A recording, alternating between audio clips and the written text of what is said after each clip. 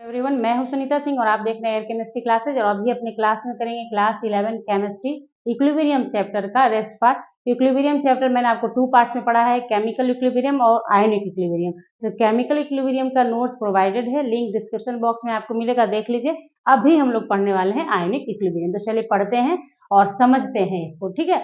तो देखिए, ionic equilibrium जो पार्ट है, मतलब इक्विलिब्रियम का ही ये पार्ट है। इक्विलिब्रियम जब आप पढ़ रहे हैं तो उसमें केमिकल इक्विलिब्रियम एक जगह पढ़ाया गया, अब आयनिक इक्विलिब्रियम पढ़ेंगे। तो आयनिक इक्विलिब्रियम का स्टार्ट जो करेंगे हम लोग सबसे पहले इलेक्ट्रोलाइट से, जिसको कि माइकल फ्राडे ने ही डिफाइन किया था। माइकल फ्राडे ने कैटेगराइज किया था सब्सटेंस को उसकी कंडक्टिविटी ऑफ इलेक्ट्रिसिटी के आधार पे, जिसमें उन्होंने 2 चीज बताई।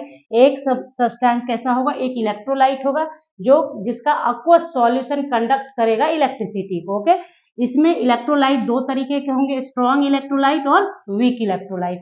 तो स्ट्रॉन्ग इलेक्ट्रोलाइट जो होगा वो डिसोल्यूशन करने पर कंप्लीटली आयोनाइज हो जाएगा, यानी कि पूरी तरह से टूट जाएगा आयन में, जैसे KCl। तो KCl क्या होता है हमारा, ये पूरी तरह से ये आयनाइज हो जाता है K प्लस और Cl माइनस में। तो ये क्या हुआ, स्ट्रॉन्ग इलेक्ट्रोलाइट हुआ जो कि कंप्लीटली आयोनाइज हो जाए। वीक इलेक्ट्रोलाइट जो कि पार्शियली डिसोसिएट करेगा, आयोनाइज होगा बट पार्शियली होगा, ठीक है, कुछ मात्रा में होगा और इसकी वजह से उसमें एक इक्विलिब्रियम का निशान पड़ता है इसी, और यहीं से शुरू हो जाता है, इसी वीक इलेक्ट्रोलाइट से ही स्टार्ट हो जाता है आयनिक इक्विलिब्रियम का पढ़ाई। क्योंकि आयन के बीच का जो इक्विलिब्रियम होता है वो वीक इलेक्ट्रोलाइट के कंडीशन में ही हो सकता है। क्यों? क्योंकि स्ट्रॉन्ग इलेक्ट्रोलाइट तो कंप्लीटली आयोनाइज ही हो जाता है।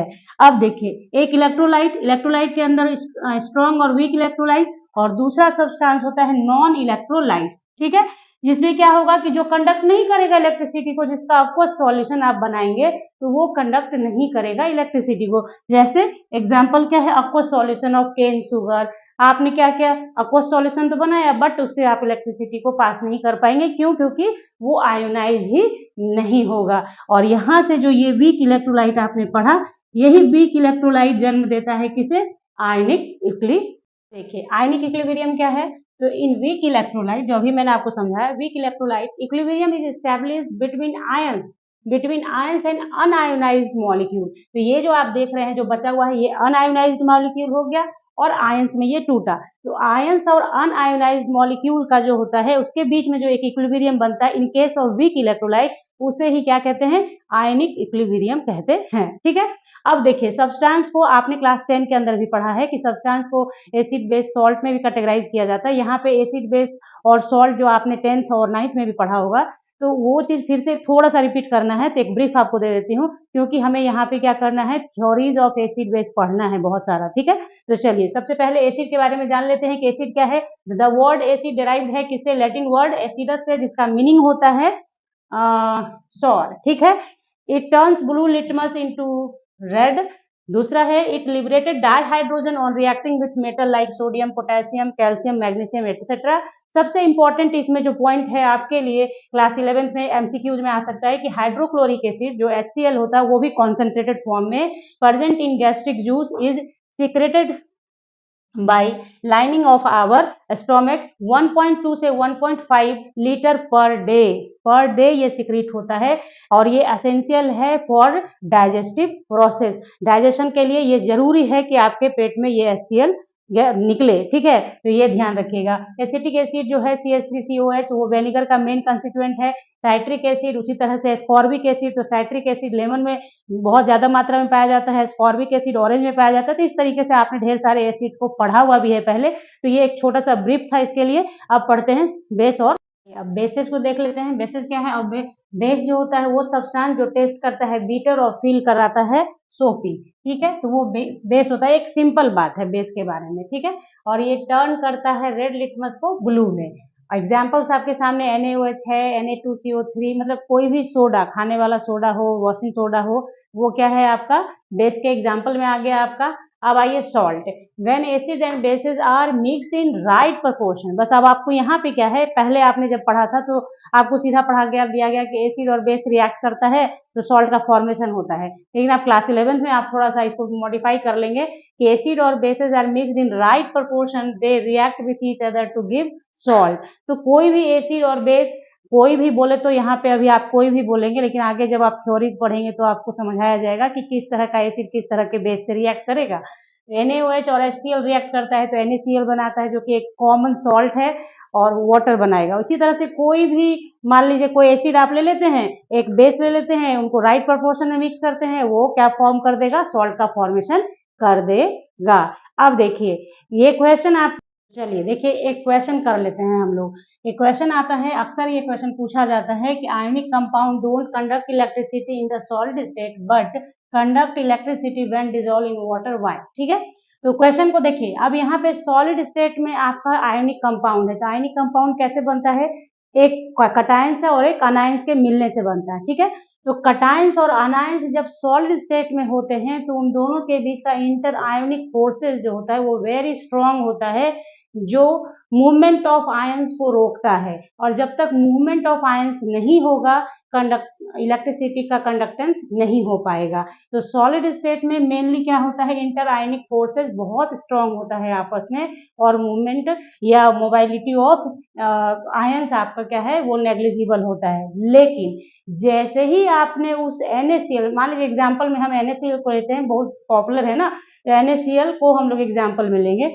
NaCl को जैसे ही हमने वाटर में डिसॉल्व किया तो होता क्या है, इलेक्ट्रोस्टैटिक फोर्स ऑफ अट्रैक्शन जो होता है आपके आयंस में, वो इनवर्सली प्रोपोर्शनल टू होता है किसके, डाइलेक्ट्रिक कांस्टेंट ऑफ सॉल्वेंट या मीडियम। ठीक है, तो डाइलेक्ट्रिक कांस्टेंट के इनवर्सली प्रोपोर्शनल होता है, और वाटर का डाइलेक्ट्रिक कांस्टेंट कितना होता है, 80 इनवर्सली प्रोपोर्शनल है, ओब्वियस है घटेगा। तो इसके कारण क्या होता है, जैसे ही आपने NaCl को वाटर में डाला तो वो उसके इलेक्ट्रोस्टैटिक फोर्स ऑफ अट्रैक्शन बोले या inter ionic force of attraction बोलेंगे यहाँ पे, उसको क्या करता है, 80 टाइम रिड्यूस कर देता है, यानी 80 टाइम घटा देता है। जो बहुत स्ट्रॉन्ग था उसको रिड्यूस कर दिया। तो ऑब्वियस है कि यहाँ पे क्या हो जाएगा, आपका कटायंस और अनायंस फ्री हो जाएगा थोड़ा सा मूवमेंट के लिए, और जैसे ही कटायंस और अनायंस मूवमेंट के लिए फ्री हो जाएंगे वैसे ही कंडक्ट करने लगेगा इलेक्ट्रिसिटी को। और अब यहाँ पे ध्यान दीजिए कि NaCl जब वाटर में जाता है, यहाँ पे खास बात ध्यान से समझ लीजिए कि NaCl वाटर में गया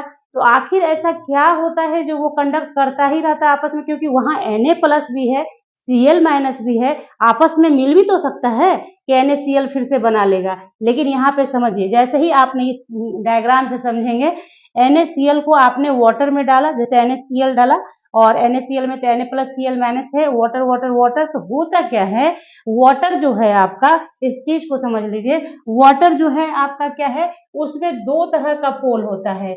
H पे क्या होता है, पार्शियली पॉजिटिव होता है, और आपके ऑक्सीजन पे पार्शियली निगेटिव होता है। ठीक है, तो दो पोल हो गया इसमें। तो इसके वाटर के इस प्रॉपर्टी के कारण क्या होता है कि Na+ जो कि पॉजिटिव चार्ज है, पॉजिटिवली चार्ज है, कटायन है, इसको सराउंड कर लेता है कौन, वाटर का ऑक्सीजन मॉलिक्यूल, क्योंकि वो प्लस है तो ऑक्सीजन को अपनी तरफ अट्रैक्ट करता है, क्योंकि वो निगेटिवली चार्ज है। यहाँ पे दिखाया नहीं गया है, आप इस ग्राफ से समझेंगे कि वाटर पे, यहाँ पे ऑक्सीजन पे निगेटिव है, इसलिए ये टूवर्ड्स सोडियम प्लस आयन के तरफ है। अब ये क्या करेगा, ये इसको एकदम से ऐसा इन्वॉल्वमेंट कर देगा, ये वाटर वाटर वाटर वाटर हो जाने के कारण क्या हो जाएगा, ये Na+ aqueous इसीलिए लिखा जाता है। आपने जब कभी भी लिखा होगा ब्रैकेट में aqueous, यानी कि वो वाटर मॉलिक्यूल उसको इस तरह से घेर लेता है और रोकता है किससे, Cl- से मिलने के लिए। जस्ट लाइक उसी तरह से क्लोरीन माइनस आयन है, उसका क्या करेगा, वाटर का H एटम, वाटर का H एटम जिसके ऊपर क्या है, पॉजिटिव चार्ज है, वो Cl के टूवर्ड्स चला जाएगा। क्यों, क्योंकि क्लोरीन निगेटिवली चार्ज है, तो पॉजिटिव वाले को अपनी तरफ अट्रैक्ट करेगा और फिर से यहाँ पे इनर्ट मीडियम बना लेगा। इनर्ट मीडियम का मतलब ये हुआ कि इस तरह का मीडियम बना लेगा कि ये Na+ के पास नहीं जा पाएगा, और ये फॉर्मेशन किसका कर लेगा, यहाँ पे कैसे लिखेंगे, Cl- aqueous। तो ये हुआ Na+ aqueous बोले तो Na+ को वाटर वाटर ने घेर रखा है, Cl- aqueous बोले तो ऐसे घेर रखा है। इस वजह से देखिए ये दोनों काम करता है। एक तो क्या हुआ कि डाइलेक्ट्रिक कांस्टेंट के कारण आपका इंटरआयनिक फोर्सेज ऑफ अट्रैक्शन रिड्यूस हो गया, और साथ ही साथ वाटर ने एक इनर्ट मीडियम भी प्रोवाइड कर दिया, जिसके कारण कंडक्ट करता रहता है इलेक्ट्रिसिटी को इन aqueous सॉल्यूशन। क्लियर हुआ आपको? आई होप कि ये क्वेश्चन अब आपको कहीं पे कोई परेशानी नहीं करेगा, किसी भी तरीके से पूछा जाए आप आंसर कर सकते हैं। ठीक है, तो चलिए अब आगे पढ़ेंगे। यहाँ पे एक वर्ड बार बार आ रहा है, आयंस में डिसोसिएट होना, आयंस में आयोनाइज हो जाना। तो ये वर्ड क्या है इसको भी समझ। तो देखिए, डिसोसिएशन एंड आयोनाइजेशन वर्ड में डिफरेंस है दोनों के नेचर में, लेकिन इस चैप्टर के अंदर आप इन दोनों वर्ड को इंटरचेंज कर सकते हैं, यानी कि यूज कर सकते हैं। कहीं पे आयोनाइजेशन बोला जाएगा या कहीं पे डिसोसिएशन, तो वो गलत नहीं हुआ, क्योंकि बहुत डिफरेंस बहुत माइनर है। ठीक है, तो पहले उस डिफरेंस को समझते हैं। तो देखिए, आयोनाइजेशन क्या होता है, ये रिप्रेजेंट करता है मॉलिक्यूल के टूटने को, दोनों ही मॉलिक्यूल के टूटने को ही रिप्रेजेंट करता है, चाहे आयोनाइजेशन बोले या डिसोसिएशन बोले। लेकिन आयोनाइजेशन में क्या होता है कि मेनली कोवेलेंट कंपाउंड होता है, जो कि टूटता है जब सॉल्वेंट में आप डिसॉल्व करते हैं, और वो कटायन और अनायन आपको दे देता है। ठीक है, तो वो हो गया क्या, आयोनाइजेशन। लॉस और गेन ऑफ इलेक्ट्रॉन से ये काम होगा। अब देखिए, डिसोसिएशन को समझिए। डिसोसिएशन क्या होता है, ये रेफर करता है वैसे प्रोसेस को जो जो जिसमें मेनली आयनिक कंपाउंड ही इन्वॉल्व होते हैं, और इसमें सिर्फ क्या होता है कि जब इसको सॉल्वेंट में लाइक वाटर में आप मिलाते हैं, तो क्या हो जाता है, सिर्फ कंस्टिट्यूएंट आयंस में वो ब्रेक कर जाता है, जो कि ऑलरेडी प्रेजेंट है, जो उसमें ऑलरेडी उसके सॉलिड स्टेट में ही प्रेजेंट होता है। सिर्फ आपने जब उसको सॉल्यूशन में डाला, जब उसका सॉल्यूशन तैयार किया सॉल्वेंट में डाल के, तो वो कंस्टिट्यूएंट आयंस में टूटता है। लाइक NaCl वाटर में गया तो Na प्लस aqueous, अभी जस्ट समझाया है आपको, Cl माइनस aqueous बना। समझिए, इस लाइन का मतलब क्या है कि separate into its constituent ions, separate होता है कंस्टिट्यूएंट आयंस में। ब्रेक क्या करेगा, वो तो ऑलरेडी उसमें Na प्लस Cl माइनस रहता ही है, वो सेपरेट आउट हो जाता है। तो आपने पढ़ा है केमिकल बॉन्डिंग के अंदर, आपको पढ़ाया गया है आयोनिक कंपाउंड, जिसमें बताया जाता है कि आयोनिक कंपाउंड में एक्चुअली कोई बॉन्ड नहीं होता है। Na प्लस और Cl माइनस ये जो बनता है ना, ये आपस में एक दूसरे को इतना ज्यादा अट्रैक्शन फोर्स रखता है, इलेक्ट्रोस्टैटिक फोर्स ऑफ अट्रैक्शन इतना स्ट्रॉन्ग होता है इनका, कि ये Na प्लस और Cl माइनस के फॉर्म में ही एक दूसरे के साथ जुड़ा रहता है। तो ये बात आपको समझ में आई। यहाँ पे जो लिखा गया कि separate into its constituent ions होता है, तो ये क्या है कि ऑलरेडी प्रेजेंट है, आपने वाटर में डाला तो इसके जो strong electrostatic force of attraction है, इसको क्या किया, रिड्यूस कर दिया वाटर ने, और ये Na प्लस और Cl माइनस में ब्रेक कर गया। बेसिस, तो हमारे सिलेबस में 3 टाइप्स ऑफ थ्योरीज पढ़ना है, आर्हेनियस थ्योरी, ब्रोंस्टेन-लॉरी थ्योरी और Lewis acid and basis theory. तो सबसे पहले पढ़ेंगे आर्हेनियस थ्योरी। तो देखिए, ये एसिड और बेस का थ्योरी है, तो जहां भी हम लोग पढ़ेंगे उसमें मेनली एसिड और बेस बताया जाएगा हमें। तो आर्हेनियस थ्योरी बहुत आसान थ्योरी है, इसमें एसिड और बेस का डेफिनेशन क्या है वो समझ लीजिए, ध्यान में एकदम बना लीजिएगा। जो आप सिंपल तरीके से पढ़ते आए हैं ना, वही है, सिर्फ नाम अब आ गया कि आपने जो ये पढ़ा हुआ है उसका नाम है आर्हेनियस थ्योरी। आर्हेनियस साहब के अकॉर्डिंग एसिड वैसे सब्सटेंस होते हैं जो जब उसको डिसॉल्व किया जाता है वाटर में, तो वो डिसोसिएट होते हैं और H प्लस आयन देते हैं। जब कोई सब्सटेंस H प्लस आयन देता है इन वाटर, तो उसे हम एसिड की कैटेगरी में रखते हैं। एग्जाम्पल्स के तौर पे यहाँ पे देखिए, HCl है, HNO3 है, H2SO4 है, और फिर ये एसिटिक एसिड है, H3PO4 है। तो कहने का अर्थ है कि ये देखिए, ये जो ये लाइनिंग देख रहे हैं कंप्लीट लाइनिंग, तो ये क्या कर रहा है कि ये कंप्लीटली आयोनाइज्ड हो गया। क्या हो गया, कंप्लीटली आयोनाइज्ड हो गया। तो ये स्ट्रॉन्ग है, कंप्लीटली होता है जो स्टार्टिंग में ही आपको पढ़ा है कि जो पूरी तरह से टूटा स्ट्रॉन्ग हो गया। ठीक है, और चूंकि वाटर के साथ जा रहा है, सबके साथ aqueous लिखा हुआ है, और यहाँ पे देखिए इक्विलिब्रियम का निशान है, यानी ये वीक इलेक्ट्रोलाइट हो गया। वीक इलेक्ट्रोलाइट के कंडीशन में ही तो आयनिक इक्विलिब्रियम होता है ना, अभी बताया है आपको। तो ये दोनों क्या है, वीक बेस है और ये स्ट्रॉन्ग बेस है। तो ध्यान में बनाइए अभी से आप, HCl, HNO3, H2SO4 ये क्या है, स्ट्रॉन्ग है। क्यों, क्योंकि कंप्लीटली आयोनाइज हो जाता है। HCl3COH और H3PO4 क्या है आपका, वीक इलेक्ट्रोलाइट है, या सॉरी वीक एसिड के कैटेगरी में आता है। तो ये हो गया हमारा आर्हेनियस के हिसाब से एसिड। एसिड वही है जो H प्लस आयन दे दे इन aqueous सॉल्यूशन। अब आइए बेस को जान लेते हैं। बेसिस क्या है, the substances that dissociate into water to give hydroxyl ion, यानी OH minus ion called base. जैसे कि NaOH को वाटर में डिसॉल्व करोगे तो Na प्लस और OH माइनस आयन देगा। ये aqueous अंडरस्टूड है कि वाटर के साथ बन रहा है सॉल्यूशन, इसलिए aqueous लगाया गया है। ठीक है, तो क्या है कि OH माइनस आयन दे रहा है, इसलिए ये क्या है, बेस है। OH माइनस आयन दिया तो बेस है, H प्लस आयन दिया तो एसिड है। ठीक है, उसी तरह से KOH है तो देखिए जहां कंप्लीटली आयोनाइज्ड की बात होगी वहां पे हम इस एरो का यूज करेंगे, और जहां पे weak electrolyte, weak base, weak acid की बात होगी वो क्या हो जाएगा, वहां पे रिवर्सेबल का निशान होगा। ठीक है, तो यहाँ पे NH4OH क्या है, वीक बेस है, मतलब पार्शियली डिसोसिएट होता है NH4 plus OH minus ion में। आयनिक इक्विलिब्रियम जहाँ पे आपको समझाया है वहां पे आपको अच्छे से बता दिया कि अनआयोनाइज्ड मॉलिक्यूल और आयंस के बीच इक्विलिब्रियम एस्टैब्लिश होता है, that is your ionic equilibrium. तो ये हो गया हमारा base according to Arrhenius theory. ठीक है, कोई दिक्कत नहीं। अब समझिए यहाँ पे एसिड के केस में जो आप देख रहे हैं कि H प्लस आयन दे रहा है और क्लोरीन माइनस आयन है, मेनली क्या है, H प्लस आयन देने की बात है कि H प्लस आयन देगा तभी एसिड है। तो देखिए HX मान लेते हैं कि कोई एक एसिड है जो H प्लस आयन देगा और X माइनस देगा, तो H प्लस आयन जो होता है उसको बोलते हैं क्या, बेयर प्रोटॉन। क्या बोलते हैं, बेयर प्रोटॉन, जो कि बहुत रिएक्टिव होता है और फ्रीली एग्जिस्ट नहीं कर सकता है aqueous सॉल्यूशन में। यानी कि जैसे H प्लस आयन तो दे देगा आपका एसिड, बट वो H प्लस आयन के फॉर्म में रह नहीं पाएगा क्योंकि हाईली रिएक्टिव नेचर का होता है। इसलिए वाटर, वो H प्लस क्या करता है, वाटर मॉलिक्यूल के साथ कंबाइन हो जाता है और हाइड्रोनियम आयन बनाता है। बात आ रही समझ में। तो H प्लस आयन जो बना, जो यहाँ ये समझाने के लिए आपको बताया सिर्फ, H प्लस आयन जो बना टूट के, वो वाटर के साथ जुड़ेगा। कैसे, क्योंकि वाटर के पास क्या है, ऑक्सीजन के पास लोन पेयर ऑफ इलेक्ट्रॉन है, एक्स्ट्रा इलेक्ट्रॉन है, जिसके कारण ये H प्लस इसके साथ चलाएगा तो H3 हो गया, H2O में H आ गया तो H3O।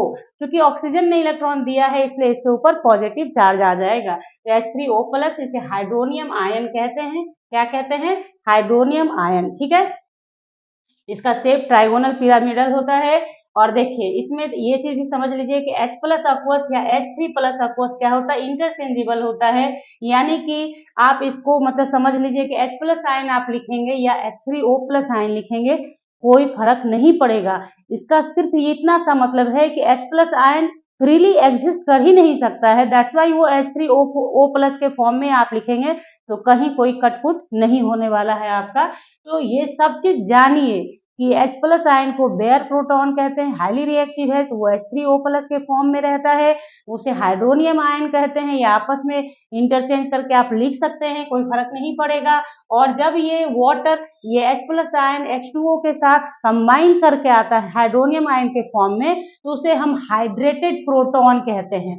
अब कोई भी थ्योरी है तो उसमें कुछ लिमिटेशंस रहता है, तो वो देखें लिमिटेशंस। यहाँ पे मैंने 2 लिमिटेशंस दिए हैं इस थ्योरी के, तो ध्यान से समझ लीजिए कि पहला क्या लिमिटेशंस है, ये जो थ्योरी है सिर्फ अप्लाई होता है किसके ऊपर, aqueous सॉल्यूशन के ऊपर। और दूसरा है कि ये वैसे सब्सटेंस की बेसिसिटी को एक्सप्लेन नहीं कर पाता है जिसके पास OH माइनस आयन नहीं दे सकता है aqueous सॉल्यूशन के अंदर, लाइक NH3। NH3 अमोनिया एक बेसिक सब्सटेंस है, लेकिन इसके बारे में वो एक्सप्लेन नहीं कर पाएगा क्योंकि ये जो कहता है कि अगर आपने aqueous सॉल्यूशन में OH माइनस आयन दिया है तब आप बेसिक कैरेक्टर के हैं, अदरवाइज नहीं। तो ये 2 लिमिटेशंस हैं, इन सारे लिमिटेशंस को आगे आने वाला थ्योरी दूर करेगा। तो इस तरह से आर्हेनियस थ्योरी आपने समझ। तो चलिए देखते हैं ब्रोंस्टेन-लॉरी थ्योरी क्या है। ठीक है, तो ब्रोंस्टेन-लॉरी 2 केमिस्ट थे, अलग अलग केमिस्ट थे, दोनों ने मिलकर इस थ्योरी को बनाया है। एक जो थे ब्रोंस्टेड साहब जो थे वो डेनिश केमिस्ट थे, और लॉरी जो थे एक इंग्लिश केमिस्ट थे। इसको ध्यान में रखिए, काम आ जाता है कभी कभी एमसीक्यूज में, वो भी 11th क्लास में आता है, बाकी इसमें नहीं आएगा आगे। ठीक है, अब देखिए ब्रोंस्टेड-लॉरी थ्योरी के अकॉर्डिंग एसिड और बेस क्या है समझिए। यहाँ पे बहुत अच्छा है, इंटरेस्टिंग है, इसको समझना है खाली आपको कि वैसे सब्सटेंस जो H प्लस आयन दे सकते हैं वो एसिड है, सेम लाइक किसके जैसा, आर्हेनियस की तरह। लेकिन यहाँ पे एक चीज नहीं वर्ड लिखा गया है, aqueous सॉल्यूशन नहीं लिखा गया है। नो नीड कि aqueous सॉल्यूशन ही होगा, विदाउट aqueous सॉल्यूशन भी ये काम करेगा। तो आपने देखा कि एक लिमिटेशन जो था आपके आर्हेनियस पे वो खत्म हो गया, यहाँ पे ब्रोंस्टेड साहब ने खत्म कर दिया। तो substance that is capable of donating H plus ion वो क्या करता है, एसिड कहलाता है। जैसे यहाँ पे देखिए एग्जाम्पल को समझिए ध्यान से, HCl एसिड है तो ये ब्रेक करेगा H+ और Cl- में। ये जो वाटर मॉलिक्यूल है वो भी ब्रेक करेगा H+ OH- आयन में। तो यहाँ पे H+ जो आपका इसका जो H+ निकला वो वाटर के पास चला गया और H3O+ आयन बनाया, जो क्या है आपका हाइड्रोनियम आयन। अभी जस्ट बताया है आपको हाइड्रोनियम आयन है और Cl- निकल गया। तो चूंकि इसने H+ आयन दिया इसने H+, ये सब्सटेंस जो है इसने H+ आयन दिया है, इसलिए ये क्या कहलाएगा, एसिड कहलाएगा। और चूंकि H+, अब देखिए बेस का पहले डेफिनेशन पढ़ लेते हैं। देखिए क्या लिखता है यहाँ पे, एसिड तो आपने डोनेट करने की बात कर दी। अब है substance capable of accepting H+ ion, यानी कि वैसा सब्सटेंस जो H+ आयन को एक्सेप्ट कर ले वो बेस है। यानी एसिड में क्या हुआ, डोनेट हुआ, और बेस वो है जो उसको एक्सेप्ट कर ले। तो यहाँ पे क्या हुआ, H+ आयन इसने दिया तो ये एसिड, और इसी H+ आयन को आपके वाटर ने लिया, इसलिए ये बेस है। यहाँ पे आई बात समझ में, जिसने दिया वो एसिड और जो उसको एक्सेप्ट कर ले वो बेस है। ठीक है, और उस एग्जाम्पल यहाँ पे देखिए NH3 एक बेस है, H2O, तो NH3 देखिए यहाँ पे जब वाटर टूटेगा किसमें, H+ आयन और OH- आयन में, तो ये H+ आयन यहाँ आ जाएगा, लोन पेयर ऑफ इलेक्ट्रॉन के साथ कंबाइन करेगा और बना लेगा आपका NH4 प्लस OH-। ठीक है, तो यहाँ पे आपने क्या देखा कि चूंकि H+ आयन इसने दिया है, किसने, वाटर ने दिया है, वाटर ने दिया है, इसलिए वाटर बिहेव लाइक एसिड, क्योंकि उसने H+ आयन दिया, और NH3 ने H+ आयन को लिया है, एक्सेप्ट किया है, दैट्स व्हाई ये क्या है, बेस है। यहाँ पे बात आएगी समझ में आपको, यानी जो देगा और वो एसिड जो लेगा H+ आयन वो बेस। यहाँ पे OH- आयन का कोई काम नहीं है, OH- आयन पर यहाँ पे कोई चर्चा नहीं की जा रही है। अब आप देखिए वाटर यहाँ पे बेस है, वाटर यहाँ पे एसिड है ना, एक ही वाटर है, कहीं पे एसिड है कहीं पे बेस है। तो यहीं से जन्म होता है एक वर्ड का जिसका नाम है एम्फोटेरिक स्पेसिस। ब्रॉन्स्टेड-लॉरी के थ्योरी से ही ये आया है। तो एम्फोटेरिक स्पेसिस जैसे कि नाम से ही क्लियर है कि एम्फोटेरिक स्पेसिस में वैसे सब्सटेंस होते हैं जो किसी पर्टिकुलर एक एग्जांपल में एसिड के भी लाइक बिहेव करेंगे और आपका किसी पर्टिकुलर एग्जांपल में बेस की तरह बिहेव करेंगे। वो डिपेंड करेगा कि एसिड स्ट्रॉन्ग है, बेस स्ट्रॉन्ग है, कौन स्ट्रॉन्ग है, उसके अकॉर्डिंग वो चीज काम करता है। बात है समझ में आपके। तो ये एम्फोटेरिक हो गया, लाइक वाटर, जैसे वाटर का एग्जांपल आपने यहाँ देख ही लिया कि ये क्या है, यहाँ पे HCl चूंकि स्ट्रॉन्ग एसिड है तो इसलिए यहाँ पे ये बेस की तरह बिहेव करेगा, और NH3 के केस में ये बेस स्ट्रॉन्ग है इसलिए यहाँ पे एसिड के रूप में बिहेव करेगा।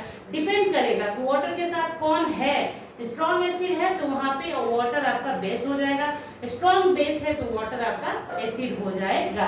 तो ये ब्रॉन्स्टेड साहब का थ्योरी है कि एसिड और बेस का, और यहीं पे एम्फोटेरिक स्पेसिस डेफिनेशन आ जाता है लिखने के लिए, तो इसको लिखिएगा। ठीक है, एम्फोटेरिक स्पेसिस के अंदर मॉलिक्यूल्स और आयंस कुछ भी हो सकता है।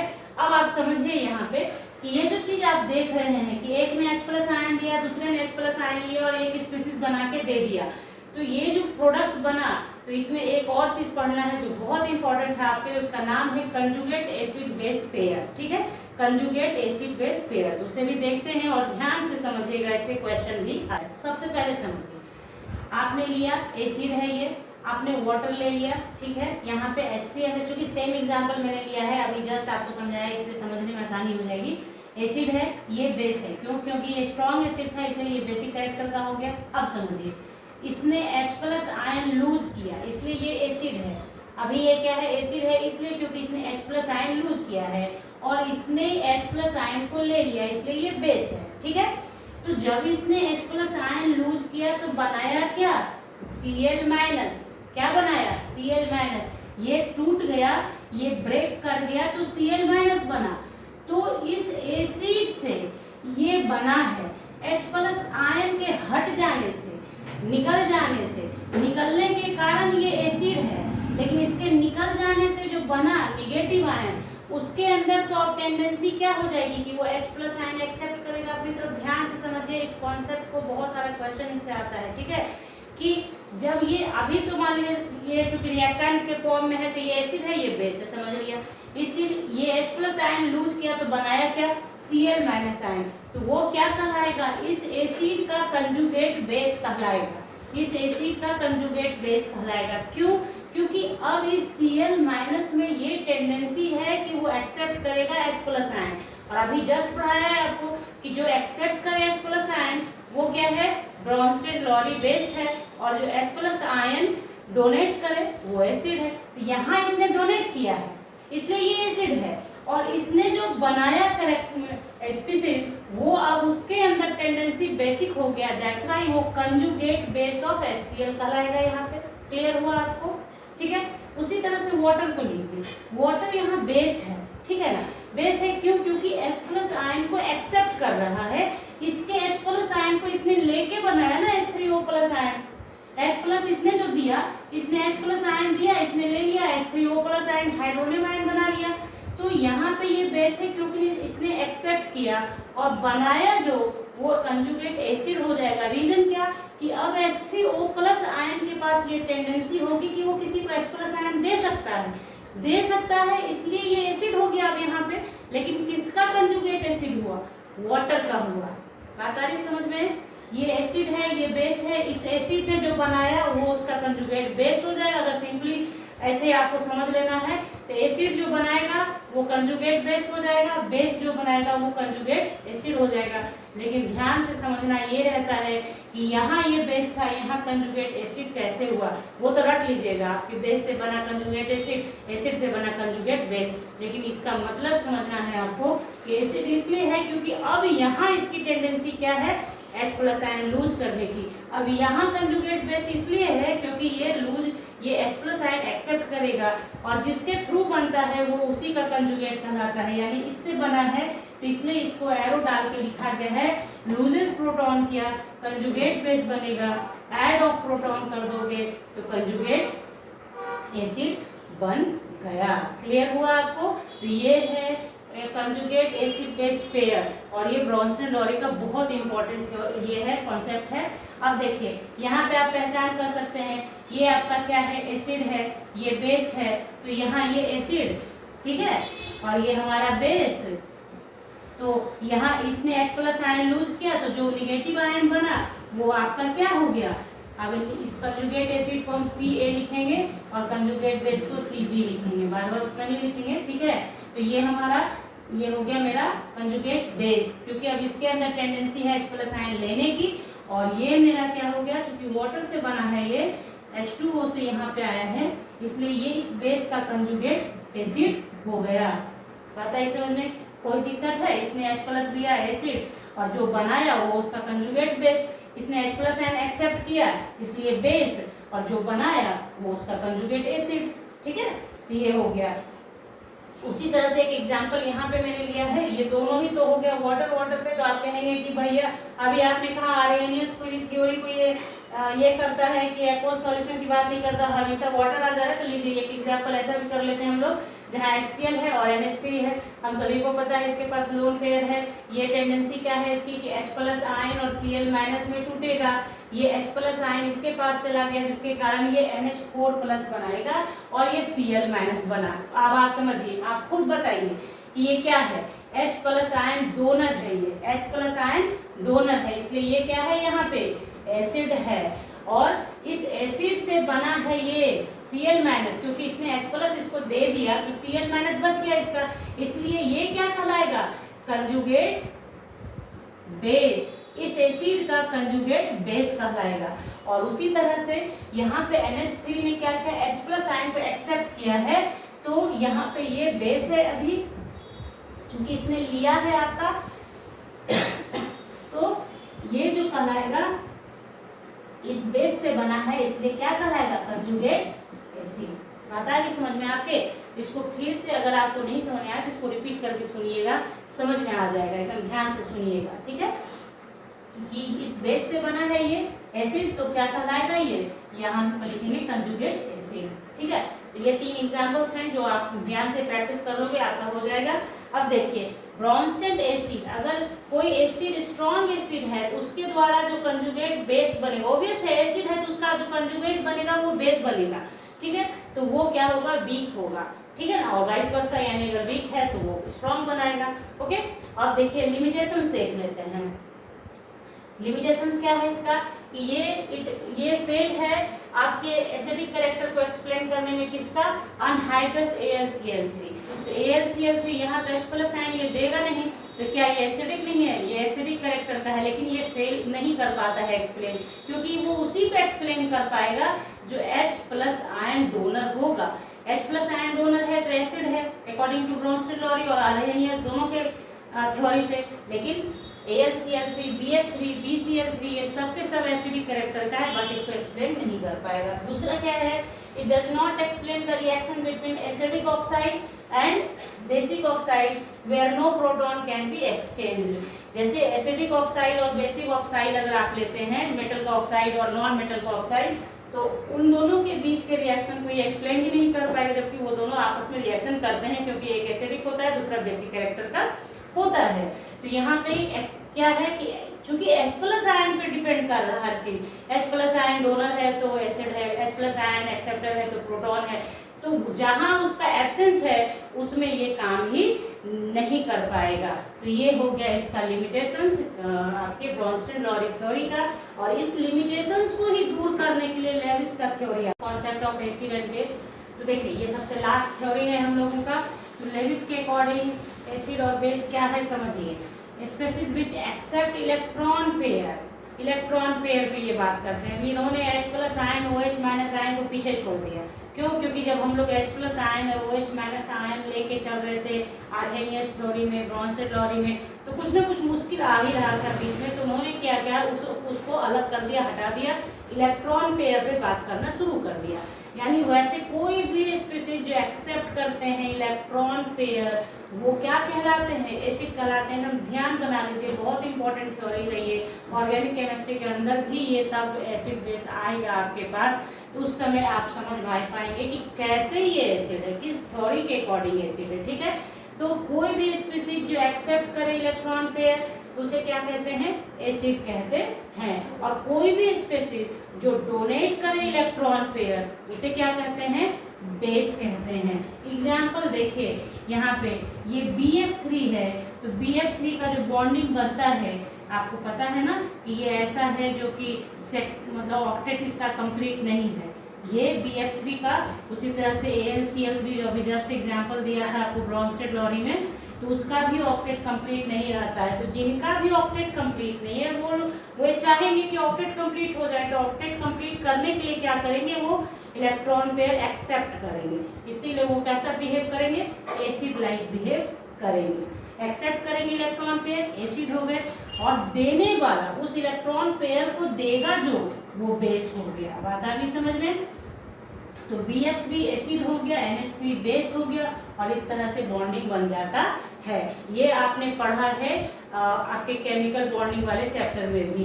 तो देखिए अब यहाँ पे बात क्या है कि हमारा एसिड जो होगा वैसा स्पीशीज होगा जिसके पास इलेक्ट्रॉन की कमी होगी, तभी तो वो एक्सेप्ट करेगा। अगर किसी का ऑक्टेट कंप्लीट हो रखा है तो वो एसिड के जैसा बिहेव क्यों करेगा, वो इलेक्ट्रॉन लेगा ही क्यों। तो इसलिए हमेशा याद रखिए वैसे सभी स्पीशीज जिसके पास इलेक्ट्रॉन की डेफिशिएंसी है वो एसिड के तरह बिहेव करेगा। इलेक्ट्रॉन डेफिशिएंट स्पीशीज ध्यान रखिएगा, इलेक्ट्रॉन डेफिशिएंट स्पीशीज जो होंगे लाइक AlCl3, CO3+, जो भी एग्जाम्पल है इसमें सब में आप देख रहे हैं कि इलेक्ट्रॉन की कमी है। ऑक्टेट पूरा करने के लिए पेयर ऑफ इलेक्ट्रॉन सभी को चाहिए, तो पेयर ऑफ इलेक्ट्रॉन चाहिए यानी एक्सेप्ट करेगा, मीन्स कि ये एसिड के लाइक बिहेव करेगा। कोई भी हो, जनरली आपको देखने को मिलेगा इसके अंदर क्या होगा, मॉलिक्यूल होगा, अदरवाइज कोई भी पॉजिटिवली चार्ज्ड आयंस होंगे, पॉजिटिवली चार्ज होंगे, या कोई न्यूट्रल मॉलिक्यूल भी हो सकता है जो इलेक्ट्रॉन डेफिशिएंट होगा। ये सब के सब किस में आएंगे, लेविस एसिड के कैटेगरी में आएंगे, लेविस एसिड की कैटेगरी में। ठीक है, उसी तरह से वैसा स्पीशीज जिसके पास लोन पेयर ऑफ इलेक्ट्रॉन होगा, जिसके पास लोन पेयर ऑफ इलेक्ट्रॉन होगा वो क्या होगा आपका, वो डोनर हो सकता है क्योंकि उसके पास अधिक है, तो वो क्या करेगा, डोनेट करेगा। तो डोनेट कर पाएगा तो वो क्या हो गया, हमारा बेसिक कैरेक्टर का हो गया। अब आप बताएंगे कमेंट सेक्शन में लिख के कि अगर हम Cl- बोलते हैं तो ये Cl माइनस क्या है, एसिड है या बेस है, according to Lewis concept of acid base. ठीक है, Cl माइनस को बताइए आप कि एसिड है या बेस लेविस के अकॉर्डिंग। एडवांटेज क्या है, ये सारे थ्योरी से ऊपर है, यानी आर्हेनियस थ्योरी के कमी को दूर किया किसने, ब्रॉन्स्टेड लॉरी ने, और ब्रॉन्स्टेड लॉरी के थ्योरी को भी कमी को भी दूर कर दिया किसने, लेविस ने। ये इंक्लूड्स कर, इसके लिए नीड ही नहीं है आपको कि H plus ion, proton, donor, acceptor की बात ही नहीं करता है। ये काम किस पे करता है, इलेक्ट्रॉन पेयर डोनर पे।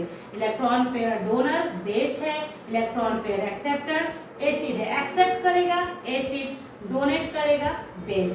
ए से एक्सेप्ट, ए से एसिड, तो एक्सेप्ट किया एसिड, दिया बेस। ठीक है, तो इस तरह से ये लेविस कॉन्सेप्ट ऑफ एसिड और बेस भी आपका कंप्लीट हो गया।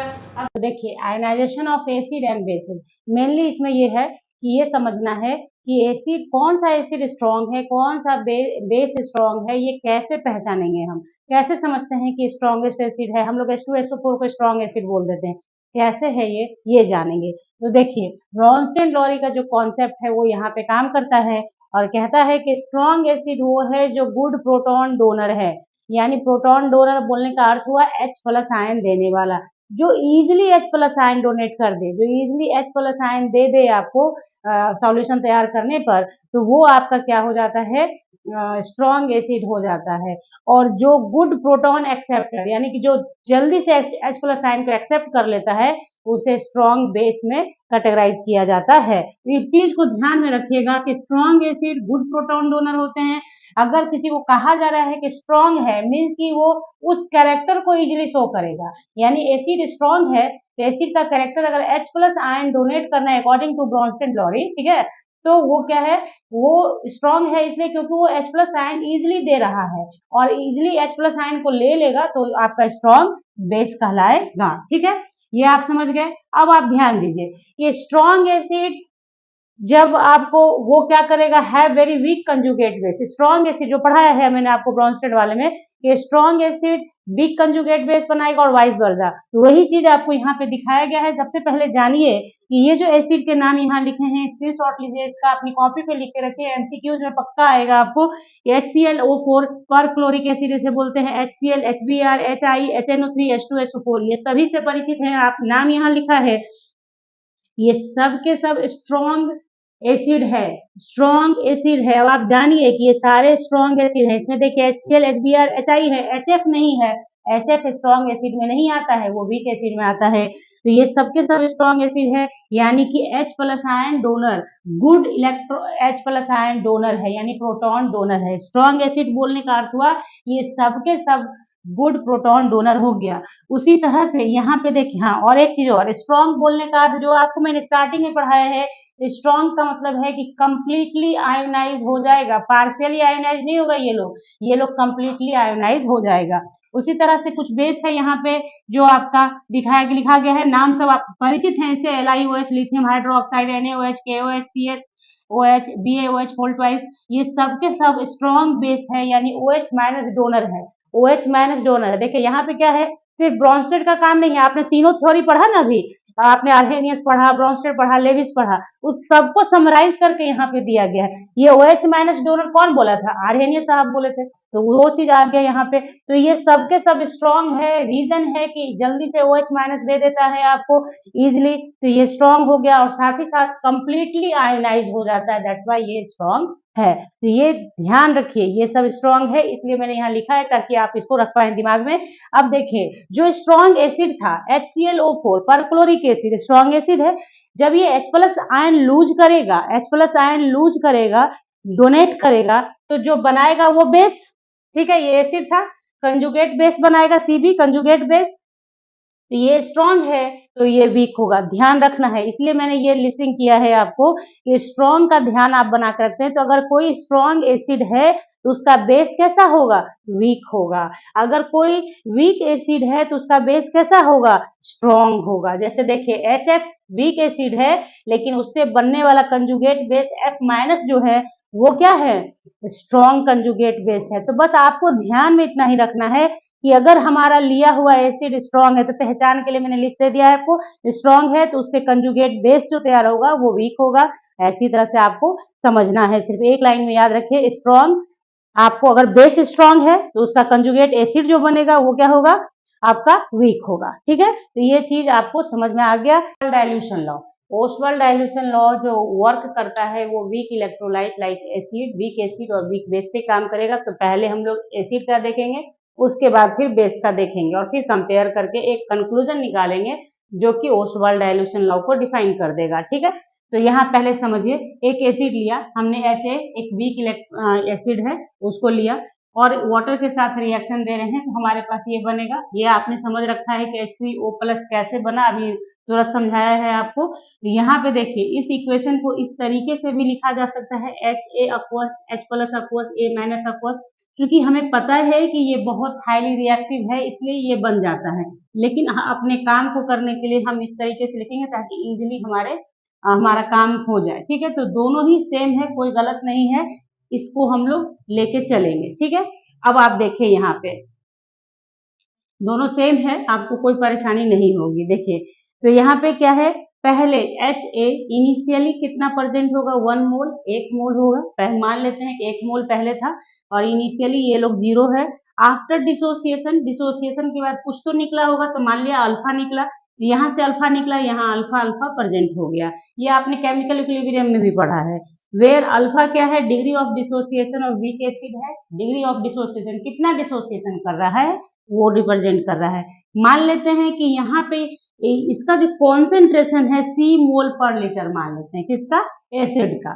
एसिड का कॉन्सेंट्रेशन C मोल मान लेते हैं, तब कॉन्सेंट्रेशन ऑफ Ha इस कंडीशन में इस जगह पे क्या हो जाएगा, C1 - अल्फा। फिर इसका क्या हो जाएगा, कॉन्सेंट्रेशन, ये जो ब्रैकेट देख रहे हैं वो कॉन्सेंट्रेशन को रिप्रेजेंट करता है, H+ का C अल्फा, A- का C अल्फा। समझ गए इतना दूर तक आप। अब देखिए, according to equilibrium constant expression क्या करेंगे हम लोग कि Ka ये लिखेंगे, जो प्रोडक्ट का होता है टर्म उसका कॉन्सेंट्रेशन डिवाइडेड बाय रिएक्टेंट का कॉन्सेंट्रेशन। अब यहाँ पे इन सबका वैल्यू पुट करेंगे, यहाँ से लाके यहाँ पे जो भी आपने लिखा है उस वैल्यू को यहाँ पुट किया हमने। ठीक है, तो Ka क्या हो गया, C अल्फा स्क्वायर 1 - अल्फा, क्योंकि C से C एक कट गया है। Ka किसको रिप्रेजेंट करेगा, dissociation constant of weak acid को, dissociation constant of weak acid, क्योंकि यहाँ पे एसिड लेके हम लोग चल रहे हैं। ठीक है, ये इक्वेशन फर्स्ट हो गया हमारा। अब आप समझिए, चूंकि इलेक्ट्रोलाइट कैसा है, वीक है, बहुत कम मात्रा में डिसोसिएट करेगा, तो हम लोग अल्फा को नेग्लिजिबल मान सकते हैं, नियर टू 0 मान लेंगे। तो क्या हो गया, 1 - अल्फा इक्वल्स टू क्या हो जाएगा, 1 के बराबर हो जाएगा। तो इस वैल्यू को इसमें पुट करेंगे तो क्या हो गया, Ka equals to C alpha square, और अल्फा इक्वल्स टू क्या हो जाएगा, ये C नीचे चला गया, Ka/C स्क्वायर रूट, और 1/C को भी लिखते हैं। ठीक है, 1/C को भी लिखते हैं, तो alpha equals to root under Ka into V हो गया। तो वेयर V क्या है, volume in litre containing 1 mole electrolyte है, ये ध्यान रखिए, ये 1 मोल इलेक्ट्रोलाइट है, वैसा लीटर में वॉल्यूम है। ठीक है, उसमें इलेक्ट्रोलाइट की मात्रा 1 मोल। अब देखिए, इस चीज को हम लोग वर्ड में लिखेंगे, the degree of dissociation of weak electrolyte is inversely proportional to the square root of its concentration. तो ये एसिड का पार्ट हो गया।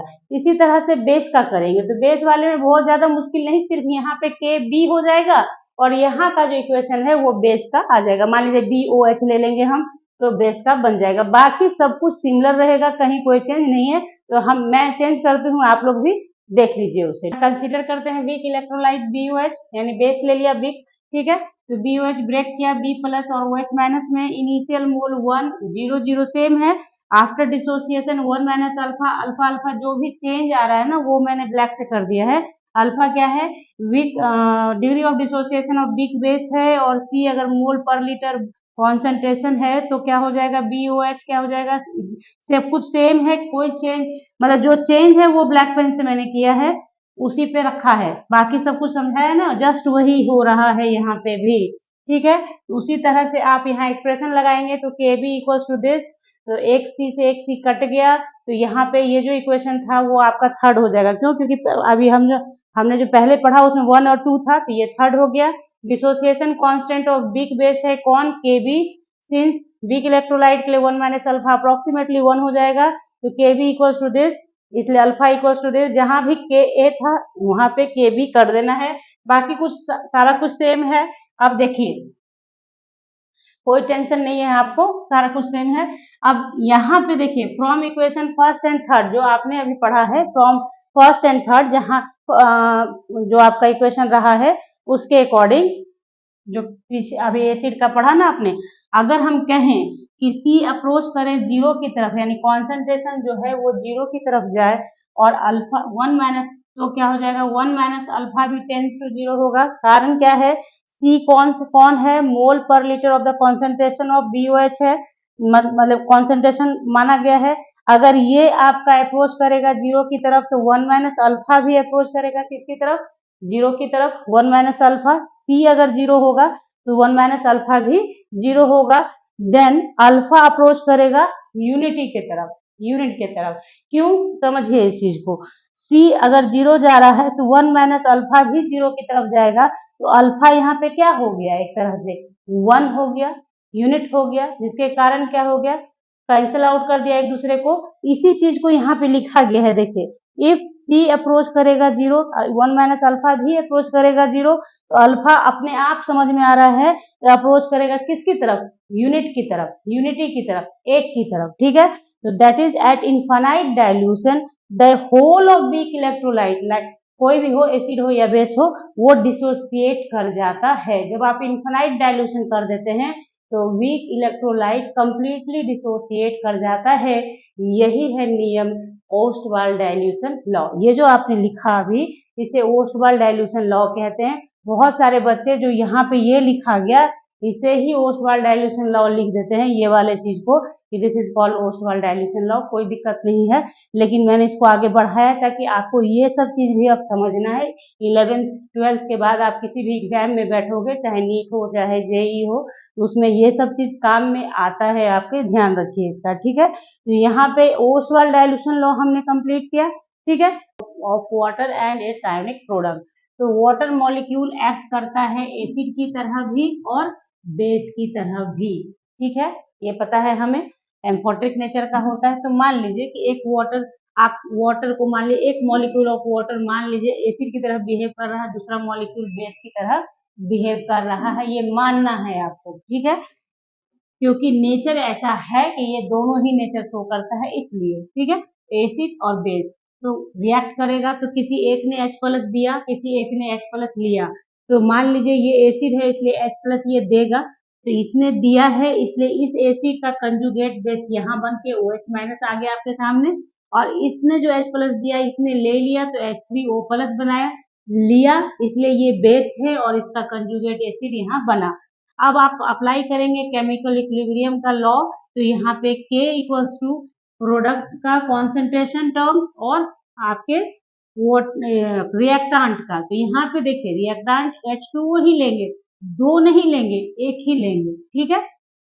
क्यों, क्योंकि वाटर तो एक ही है ना, एक ही जगह पे। सिर्फ ये एक सिचुएशन, इक्वेशन तैयार करने के लिए एक हाइपोथेटिकल सिचुएशन बना लिया जाता है कि एक वाटर मॉलिक्यूल दूसरे वाटर मॉलिक्यूल के साथ रिएक्शन कर रहा है, लेकिन आपके ये में रियलिटी में यही है कि कॉन्सेंट्रेशन ऑफ वाटर टर्म ही यहाँ पे इस्तेमाल होगा। तो देखिए यहाँ पे डिसोसिएशन, ये के क्या है, डिसोसिएशन कांस्टेंट है, कॉन्सेंट्रेशन ऑफ H2O कांस्टेंट होगा क्योंकि ये प्योर वाटर है। तो यहाँ पे इस H2O के कॉन्सेंट्रेशन को क्रॉस मल्टीप्लीकेशन के थ्रू यहाँ लाइए, तो ये आ गया आपके सामने, तो KH2O को ही क्या बोलेंगे, KW, और KW को बोलते हैं आयोनिक प्रोडक्ट ऑफ वाटर। तो वाटर में H3O प्लस और OH माइनस ही मेनली बना, इनके इसके ये आयनिक प्रोडक्ट के रूप में क्या तैयार हुआ है, ये दोनों तैयार हुआ है, यही आयंस है आपका।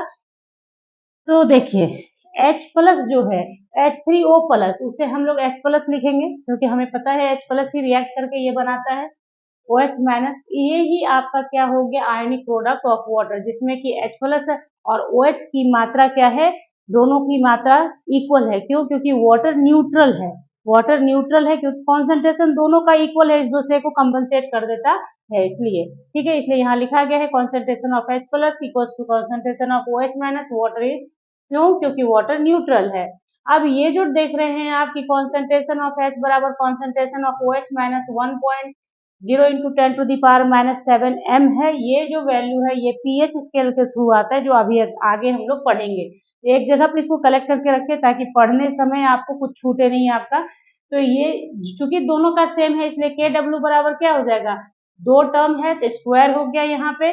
तो 1 into 10⁻⁻14 m² at room temperature होता है। ये भी आपको ध्यान रखना है। ये दोनों आपके सामने जो इक्वेशन है टाइम टू टाइम और परिस्थिति के अनुसार आप इसका सिचुएशन कैसा है, क्वेश्चन क्या डिमांड करता है, उसके अकॉर्डिंग हम लोग यूज करते हैं। तो यहाँ से न्यूमेरिकल बनाने में बहुत हेल्प होगा आपको, इसलिए इसका ध्यान रखें आप।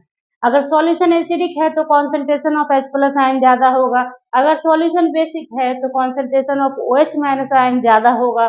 और अगर आपका सॉल्यूशन न्यूट्रल है तो दोनों का कॉन्सेंट्रेशन इक्वल होगा। तो ये हो गया आयनिक प्रोडक्ट ऑफ वाटर। अब हम लोग पढ़ेंगे पीएच स्केल। पीएच स्केल क्या है? एक ऐसा स्केल है, एक ऐसा तरीका है जिससे हम लोग किसी भी सॉल्यूशन की एसिडिटी और अल्कलाइनिटी को नापते हैं और साथ ही साथ न्यूट्रल को भी देख लेते हैं। ठीक है, तो ये एक तरीका है जिसमें क्या होता है, रेंज कितना होता है, 0 से 14, 0 से 14। ओके, अंडरलाइन है सब, जो इम्पोर्टेंट वर्ड है वो सब अंडरलाइन किया हुआ है, 0 to 14। पीएच जो सिंबल है वो डिराइव किया गया है डेनिश वर्ड पोटेंस से, जिसका मतलब होता है पावर। तो 10 pH represents power of hydrogen ion बोले या फिर हाइड्रोनियम आयन बोले, कंफ्यूजन जरा भी नहीं रखेंगे आप दिमाग में। हाँ, कहीं कहीं किसी किसी बुक में आपको हाइड्रोजन आयन लिख देगा और एनसीईआरटी वाले बुक में आपको हाइड्रोनियम आयन लिखा हुआ मिलेगा। ठीक है, तो दोनों ही मेंशन किया है H+ या H3O+ आयन। ठीक है, तो पीएच स्केल बेसिकली इस तरह से एक स्केल होता है, मैंने रफली मैंने यहाँ बनाया है आपको समझाने के लिए।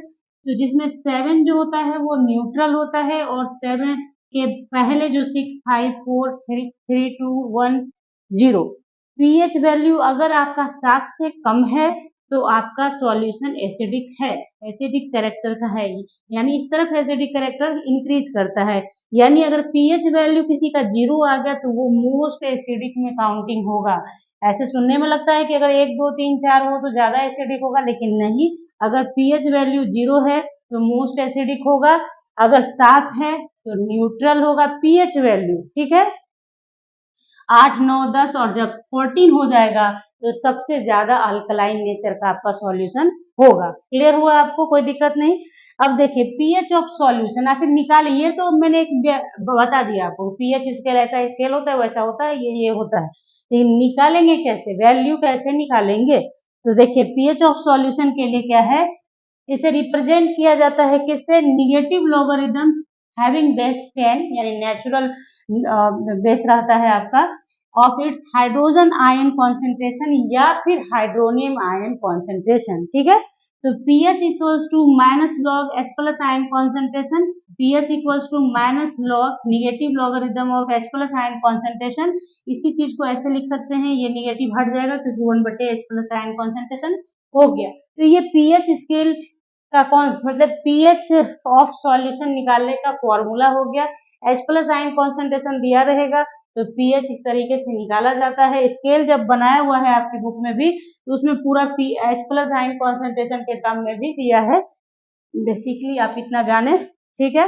इसी चीज को बदल देंगे हम लोग आगे चल के। देखिए at 25 degree C H+ ion concentration of water कितना है, 10⁻⁻7 m। ठीक है, तो यही देखिए वाटर क्या होता है, न्यूट्रल होता है। H+ आयन कॉन्सेंट्रेशन 10⁻⁷, OH- भी 10⁻⁷, इसलिए पी अभी जो आपने पढ़ा है आयनिक प्रोडक्ट ऑफ वाटर वहां 14 लिखा गया था, इसी से आया था। ठीक है, अब देखिए ये चीज आप याद रखेंगे, एमसीक्यूज में आता है। पीएच अगर लेस देन 7 है तो सॉल्यूशन एसिडिक होगा, पीएच अगर ग्रेटर देन 7 है तो बेसिक नेचर का होगा या अल्कलाइन नेचर का होगा, पीएच अगर 7 है तो न्यूट्रल होगा। क्लियर हो गया इतना। अब आइए एक चीज, अभी जस्ट मैंने जब आयनिक प्रोडक्ट ऑफ वाटर आपको पढ़ाया बताया, तो जो हमने आयनिक प्रोडक्ट ऑफ वाटर पढ़ा था उसमें हमने पढ़ा था KW equals to concentration of H+ ion, concentration of OH- ion और 10⁻⁻14 दोनों ही चीज पढ़ा था अभी कि ये के बराबर भी होता है और ये भी होता है, सबको इक्वल किया। Taking negative logarithm both side आपको करना है। तो निगेटिव लॉगरिथम आपने लगाया minus log K W minus log, ये सॉल्व किया तो minus log K W minus log H plus ion minus log O H minus, और यहाँ भी माइनस लॉग लगाया है 10 टू द पावर माइनस 14, तो ये पावर उठ के यहाँ आ जाएगा, फॉर्मूला होता है लॉग के अंदर ऐसा, ठीक है। उसके बाद देखिए तो माइनस लॉग के डब्ल्यू को पी के डब्ल्यू लिख सकते हैं, किसके आधार पे वो समझिए, pH equals to minus log H plus ion concentration होता है, इतना होता है तो पीएच लिखते हैं ना, तो बस इसके जगह पे हम लोग लिख सकते हैं ना, ये वाले माइनस लॉग के डब्ल्यू की जगह P K W minus log H plus ion concentration के पीएच और माइनस लॉग दिस के लिए पीओएच, इसलिए यहाँ पे प्लस आ गया क्योंकि दोनों ही के माइनस को तो आपने यूज कर लिया ना पीएच और पीओएच लिखने के लिए, तो बीच में प्लस का निशान आ गया, और ये चूंकि -14 आया था तो 10 टू माइनस माइनस प्लस 14 हो गया, और ये जो होता है ये फॉर्मूला के अकॉर्डिंग 1 होता है इसका वैल्यू, इसलिए यहाँ 1 हो गया। तो टोटली आपका क्या आया, P K W equals to P H plus pOH equals to 14। तो के डब्ल्यू पूछेगा, अगर क्वेश्चन में के डब्ल्यू का वैल्यू पूछेगा तो 10 टू द पावर माइनस 14 बोलेंगे आप, और पी के डब्ल्यू पूछेगा तो आप बोलेंगे 14, और ये सब आगे आपको दिखेगा कि इसका यूज कैसे है, न्यूमेरिकल में, एमसीक्यूज में, सभी जगह इसका इस्तेमाल होता है। आता है relation between K and K B for an acid and its conjugate base, ठीक है, एसिड है उसका कंजुगेट बेस बनेगा, तो के ए किसके लिए होगा, एसिड के लिए, के बी बेस के लिए, ठीक है। तो देखिए यहाँ एक एसिड लेते हैं NH4 प्लस, अफकोर्स H2O के साथ रिएक्शन देगा, NH3 बनाया, H3O प्लस बनाया, कैसे बना रहा है पीछे जो आपने अभी पढ़ा है आपने उसमें बताया गया, तो इस एसिड ने H प्लस लूज किया तो यहाँ पे NH3 बना, तो इस एसिड का कंजुगेट बेस ये है, और ये बेस H3O प्लस बना लिया H प्लस को लेकर, तो ये कंजुगेट एसिड हो गया। तो K इक्वल्स टू क्या हो जाएगा, ये जो प्रोडक्ट में है उसका कॉन्सेंट्रेशन टर्म, और रिएक्टेंट में सिर्फ किसको लेंगे, NH4 प्लस को, क्योंकि वाटर यहाँ पे प्योर फॉर्म में है तो कॉन्सेंट्रेशन उसका क्या हो जाता है, आपको बताया गया कांस्टेंट होता है, ठीक है। अब देखिए यहाँ जो ये बना, ये क्या बना, कंजुगेट बेस बना। अब इस कंजुगेट बेस का रिएक्शन करेंगे, तो NH3 लिया, लिक्विड के साथ रिएक्शन दिया यानी वाटर के साथ, ठीक है, तो बेस ये था, ये एसिड लाइक बिहेव करेगा, तो ये फिर से बनाया क्या, NH4 प्लस, क्योंकि ये बेस है तो इससे H प्लस ले लेगा और OH माइनस बाहर, ठीक है। इस कंडीशन के लिए Kb इक्वल्स टू क्या हो गया, इस दोनों का कॉन्सेंट्रेशन टर्म और फिर से NH3, वाटर नहीं लेंगे यहाँ पे, आप इक्वेशन फर्स्ट मानेंगे इसे और इसे सेकंड मल्टीप्लाई करेंगे इक्वेशन फर्स्ट और सेकंड को, तो Ka इंटू Kb होगा और RHS में जो है वो टर्म भी मल्टीप्लाई हो जाएगा। तो आप देखिए यहाँ NH4 प्लस यहाँ भी है, ऊपर नीचे है, कट गया, NH3 यहाँ भी है, ऊपर नीचे है, कट गया, बचा क्या, H3O प्लस और OH माइनस आयन, ठीक है। अब आपको समझ में आ रहा होगा कि K इंटू के बी इक्वल्स टू क्या है, ये टर्म आया, आप याद करें अभी से जस्ट पहले आपको पढ़ाया गया है, आयनिक प्रोडक्ट ऑफ वाटर में क्या होता है, KW equals to concentration of OH minus और कॉन्सेंट्रेशन ऑफ H3O प्लस, होता है ना। तो यही चीज यहाँ पे इसके लिए क्या लिख सकते हैं, KW लिख सकते हैं, तो ये एक रिलेशन हो गया आपका, ठीक है। यानी कि आपके एसिड और उसके कंजुगेट बेस का जो टर्म होगा उसका मल्टीप्लिकेशन इक्वल्स टू किसके बराबर होगा, आयनिक प्रोडक्ट ऑफ वाटर के। यहाँ KW भी लिखा हुआ है, इस यहाँ पे 10 टू द पावर माइनस 14 भी लिख सकते हैं क्योंकि इसका वैल्यू क्या होता है 10 टू द पावर माइनस 14, ठीक है। तो इस इक्वेशन में आप निगेटिव लॉग लेंगे, ठीक है, बोथ साइड, तो लिया, जस्ट एकदम उसी तरीके से कर रहे हैं जो पिछले अभी पढ़ा है। तो यहाँ पे ये मल्टीप्लीकेशन है, तो लॉग के ए माइनस लॉग के B minus log K W, तो इस टर्म के लिए, इतने के लिए लिखा पी के ए और इस माइनस को लेते हुए लिखा पी के बी, इसलिए यहाँ पे प्लस, और ये इसके लिए लिखा पी के डब्ल्यू, और इस पी के फॉर्म में जब आता है निगेटिव लॉग लेने पर तो 10 टू द पावर 14 हो जाता है, होता है 10 टू द पावर 14 नहीं, सिर्फ क्या हो जाएगा यहाँ पे जब लॉग आप ले लेंगे तो 14 के बराबर हो गया था। तो जो रिलेशन आप पढ़ते हैं पहले उन सब का मैंने आपको जब आयनिक प्रोडक्ट ऑफ वाटर बताया उसी वक्त बताया था, इसका बहुत सारा यूज होगा आपको जगह जगह, तो ये सब ध्यान में बनाइए, कोई मेहनत नहीं है, सिर्फ इस चीज को समझना था कि एसिड बना, एसिड का कंजुगेट बेस का रिएक्शन लिया, दोनों को कंपेयर किया, बस यहाँ पे ये चीज दिखाना था कि जब एसिड है और उसका कंजुगेट बेस है उनके जो कांस्टेंट होगा, ठीक है। आयोनाइजेशन कांस्टेंट उनका प्रोडक्ट बराबर किसके होगा, आयनिक प्रोडक्ट ऑफ वाटर के होगा, चाहे कोई भी रहेगा तो सिमिलर कंडीशन आपके सामने आएगा। तो इस तरीके से यहाँ di and poly acidic bases, पहले मतलब समझ लीजिए। Di and poly basic acid का मतलब हुआ वैसा एसिड जो एक से ज्यादा H प्लस आयन रिलीज करता है, दो करेगा डाई, दो से ज्यादा पॉली, ठीक है।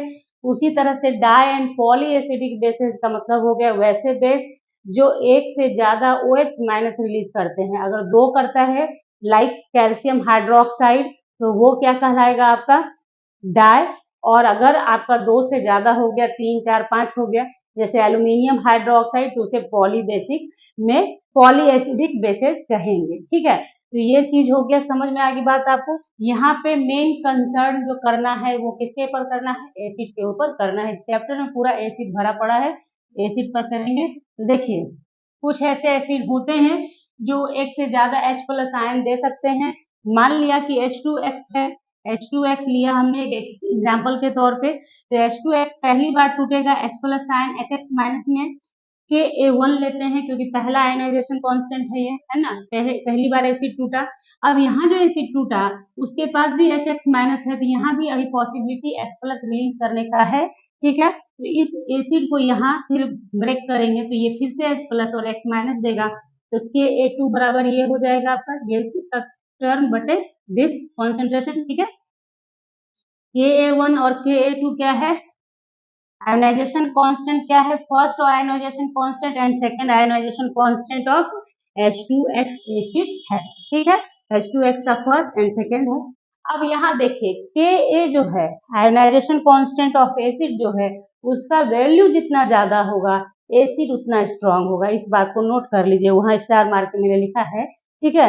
Larger the value of Ka stronger will be the acid. तो स्ट्रॉन्गर बोलने का अर्थ यहाँ एसिड का मतलब ये होता है कि एसिडिक बिहेवियर इजिली शो करना। स्ट्रॉन्ग एसिड मतलब जो कैरेक्टर है उसको आप जितनी जल्दी शो करते हैं वो उतना अच्छा एसिड माना जाएगा, ठीक है।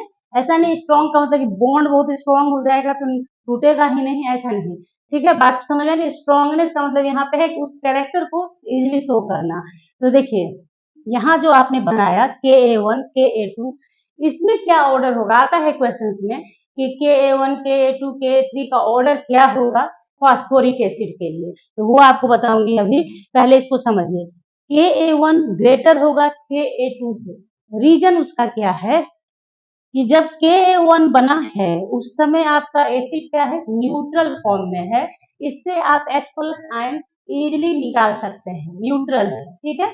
लेकिन जैसे ही Ka2 की बात होती है वहां पे हमने क्या देखा कि HX माइनस आयन है, यानी ये निगेटिवली चार्ज स्पेसिज हो गया, इससे पॉजिटिवली चार्ज H प्लस को निकालना इजी नहीं होगा। क्यों, क्योंकि इलेक्ट्रोस्टैटिक फोर्स ऑफ अट्रैक्शन काम करेगा पॉजिटिव और निगेटिव के बीच में, ठीक है, जिसके कारण ये आसानी से नहीं निकलेगा। और मैंने अभी आपको कहा कि Ka जितना लार्जर होगा स्ट्रॉन्गर एसिड होगा, इस कंडीशन में Ka1 लार्जर हो जाएगा Ka2 से, वही यहाँ पे लिखा है। तो ध्यान रखिए इस बात का कि जैसे जैसे एसिड अपना प्रोटॉन लूज करता चला जाएगा उसका स्ट्रॉन्गनेस उतना ही धीरे धीरे घटेगा। बात आ गई समझ में। तो वो चीज, उसी चीज को हमने देखा है यहाँ पे कि H3PO4 है, H3 क्या है, H3PO4 यानी फॉस्फोरिक एसिड है, 3 H प्लस आयन दे सकता है, पहली बार में H प्लस एक निकलेगा, एक निकलेगा, एक निकलेगा, Ka1 Ka2 Ka3, तो ऑर्डर क्या हो जाएगा, Ka1 सबसे स्ट्रॉन्ग होगा उसके अपेक्षा Ka2, और सबसे कम किसका, Ka3 का, क्योंकि उसमें तो दो निगेटिव चार्ज हो जाएगा, और ज्यादा मुश्किल हो जाएगा निकालना H प्लस आयन को। तो इस तरीके से ये चीज हमने यहाँ पे समझ लिया कि क्या होता है ये, और किस तरीके से एसिड जैसे जैसे इलेक्ट्रॉन लूज करता चला, सॉरी, एसिड जैसे जैसे प्रोटॉन लूज करता जाता है वैसे वैसे उसका एसिडिक बिहेवियर भी घटता जाता है। तो चलिए अब आगे आप एसिड जानेंगे। ये इस चैप्टर में ज्यादा से ज्यादा एसिड की ही बात की जा रही है, इसलिए उसी को देखना है। तो देखिए स्ट्रेंथ ऑफ एसिड, अभी जस्ट आपने पढ़ा कि अगर पॉलीबेसिक एसिड है हमारा तो वैसे केस में हमको कैसे पहचान करनी है कि एसिड कैसे कैसे अपना स्ट्रॉन्गनेस खोएगा, जिसमें के अभी के साथ आपने कंपेयर करके देखा है, ये ध्यान में रखिए। के ए जो होता है उसका वैल्यू लार्जर होगा, स्ट्रॉन्गर एसिड होगा। और स्ट्रॉन्गर एसिड क्या होता है, फिर से एक बार बता रही हूँ, ध्यान से समझिए, बहुत ही इंपॉर्टेंट चीज है ये आपको एमसीक्यूज का क्वेश्चन करने के लिए। तो देखिए यहाँ पे एच बॉन्ड स्ट्रेंथ और पोलैरिटी ऑफ एच बॉन्ड, ये दो फैक्टर भी काम करता है एसिडिक स्ट्रेंथ बताने के लिए। तो एच बॉन्ड स्ट्रेंथ का मतलब हुआ कि अगर एच तो हो गया एसिड के लिए, और ए अगर कोई बदल भी रहा है एलिमेंट, दूसरा एलिमेंट, तो जैसे जैसे एच का तो साइज बढ़ेगा नहीं, एलिमेंट ए का साइज बढ़ेगा या घटेगा, तो क्या है उसका साइज जैसे जैसे बढ़ेगा, ए का साइज जैसे जैसे बढ़ेगा, एसिडिक स्ट्रेंथ भी बढ़ेगा, क्योंकि बॉन्ड लंबा हो जाएगा, साइज बड़ा हो रहा है ए का, तो बॉन्ड लॉन्गर हो जाएगा, स्ट्रेंथ घट जाएगा, उसको तोड़ने के लिए कम एनर्जी का खर्च होगा, इजिली टूट जाएगा, इजिली टूट गया, स्ट्रॉन्गर है एसिड। बात आई समझ में? तो यही चीज मैंने यहाँ लिखा है कि when strength of H bond decreases, that is the energy required to break the bond decreases. समझ में आ रही बात? कि जैसे जैसे एच बॉन्ड डिक्रीज करेगा, मतलब strength of H bond decrease करेगा, energy required to break bond decrease करेगा, और ये स्ट्रॉन्गर एसिड होगा। तो स्ट्रेंथ कैसे डिक्रीज करेगा? जब ए का साइज बड़ा होने लगेगा। ठीक है, तो ये जो चीज आप पढ़ रहे हैं बॉन्ड स्ट्रेंथ, ये मेनली कब कंपेयर होता है?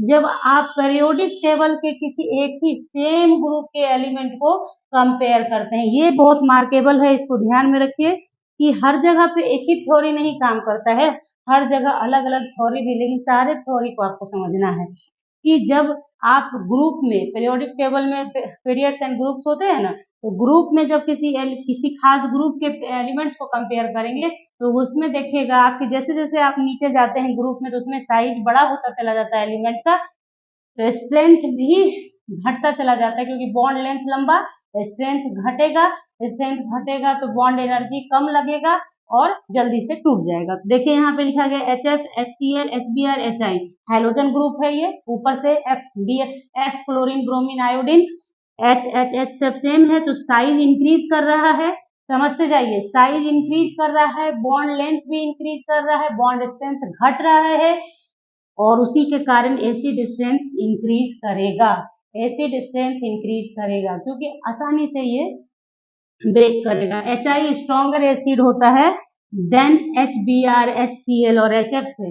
HF को अभी आपने देखा था ना, कैटेगराइज किया था पिछले कुछ कहीं पे जो पढ़ा रही थी आपको, जहाँ पे वीक एसिड और स्ट्रॉन्ग एसिड, वीक बेस पढ़ाया था, है ना, तो उस जगह पे कि HF क्या है, वीक एसिड, एसिड है बट वीक है। ओके, उसी तरह से पोलैरिटी वाली बात करते हैं, जैसे ही पोलैरिटी बोलते हैं हम, तो पोलैरिटी का मतलब क्या हो गया कि इलेक्ट्रोनिगेटिविटी डिफरेंस की बात की जाती है ना, तो एच ए के बीच इलेक्ट्रोनिगेटिविटी डिफरेंस जितना बढ़ेगा उतना ही आपका एसिडिक स्ट्रेंथ भी बढ़ेगा। और ये कब काम करता है?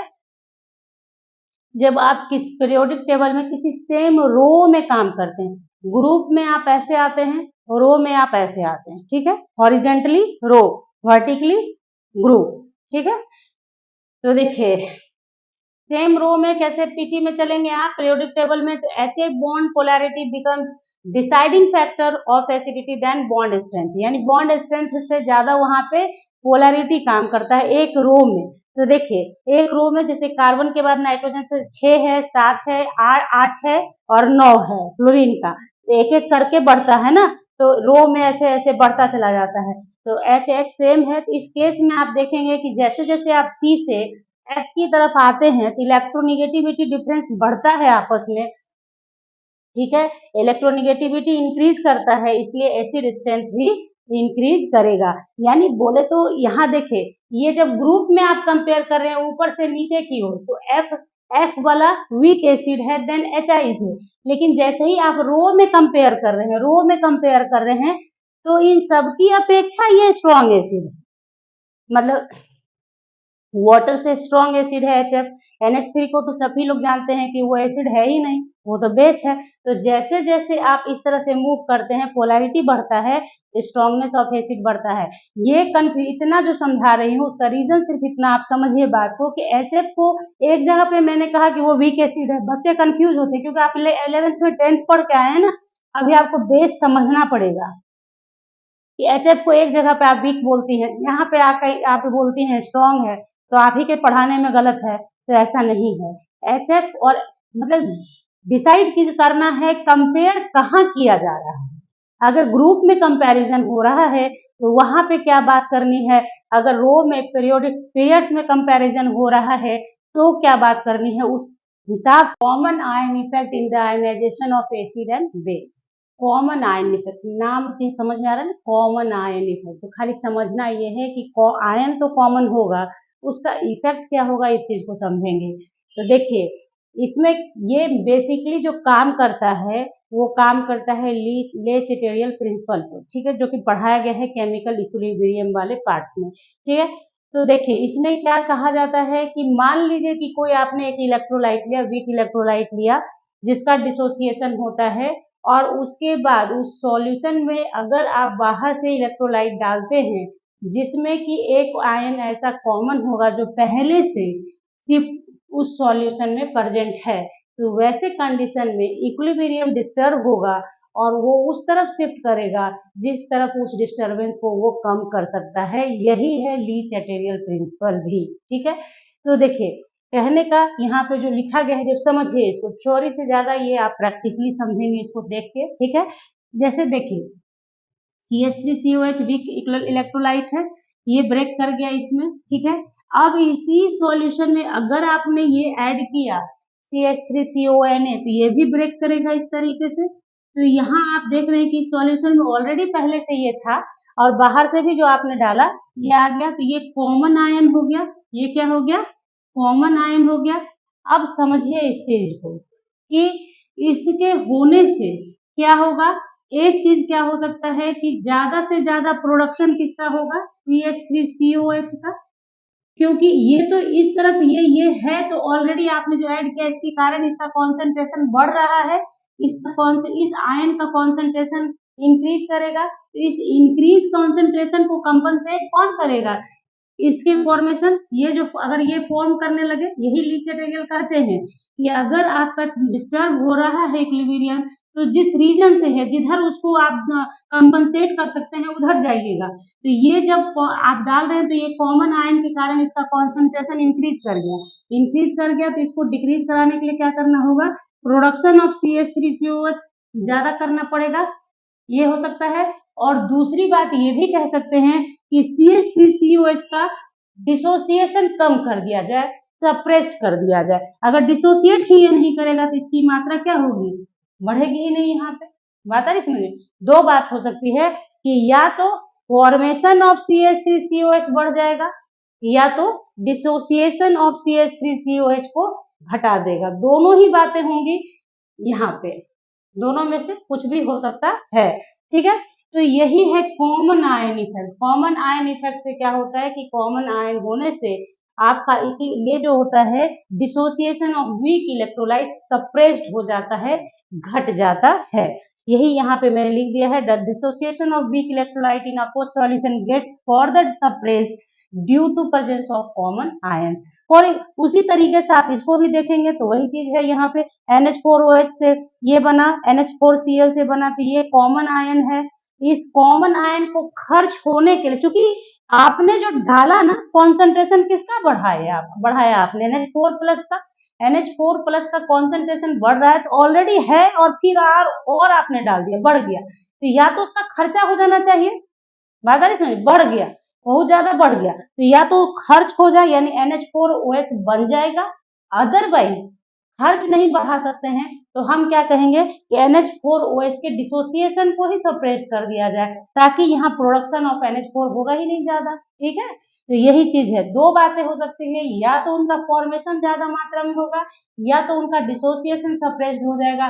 मीनिंग ये है कि यहाँ पे यही किया जाता है कॉमन आयन इफेक्ट का यूज करके कि वीक इलेक्ट्रोलाइट के डिसोसिएशन को सप्रेस्ड कर दिया जाता है।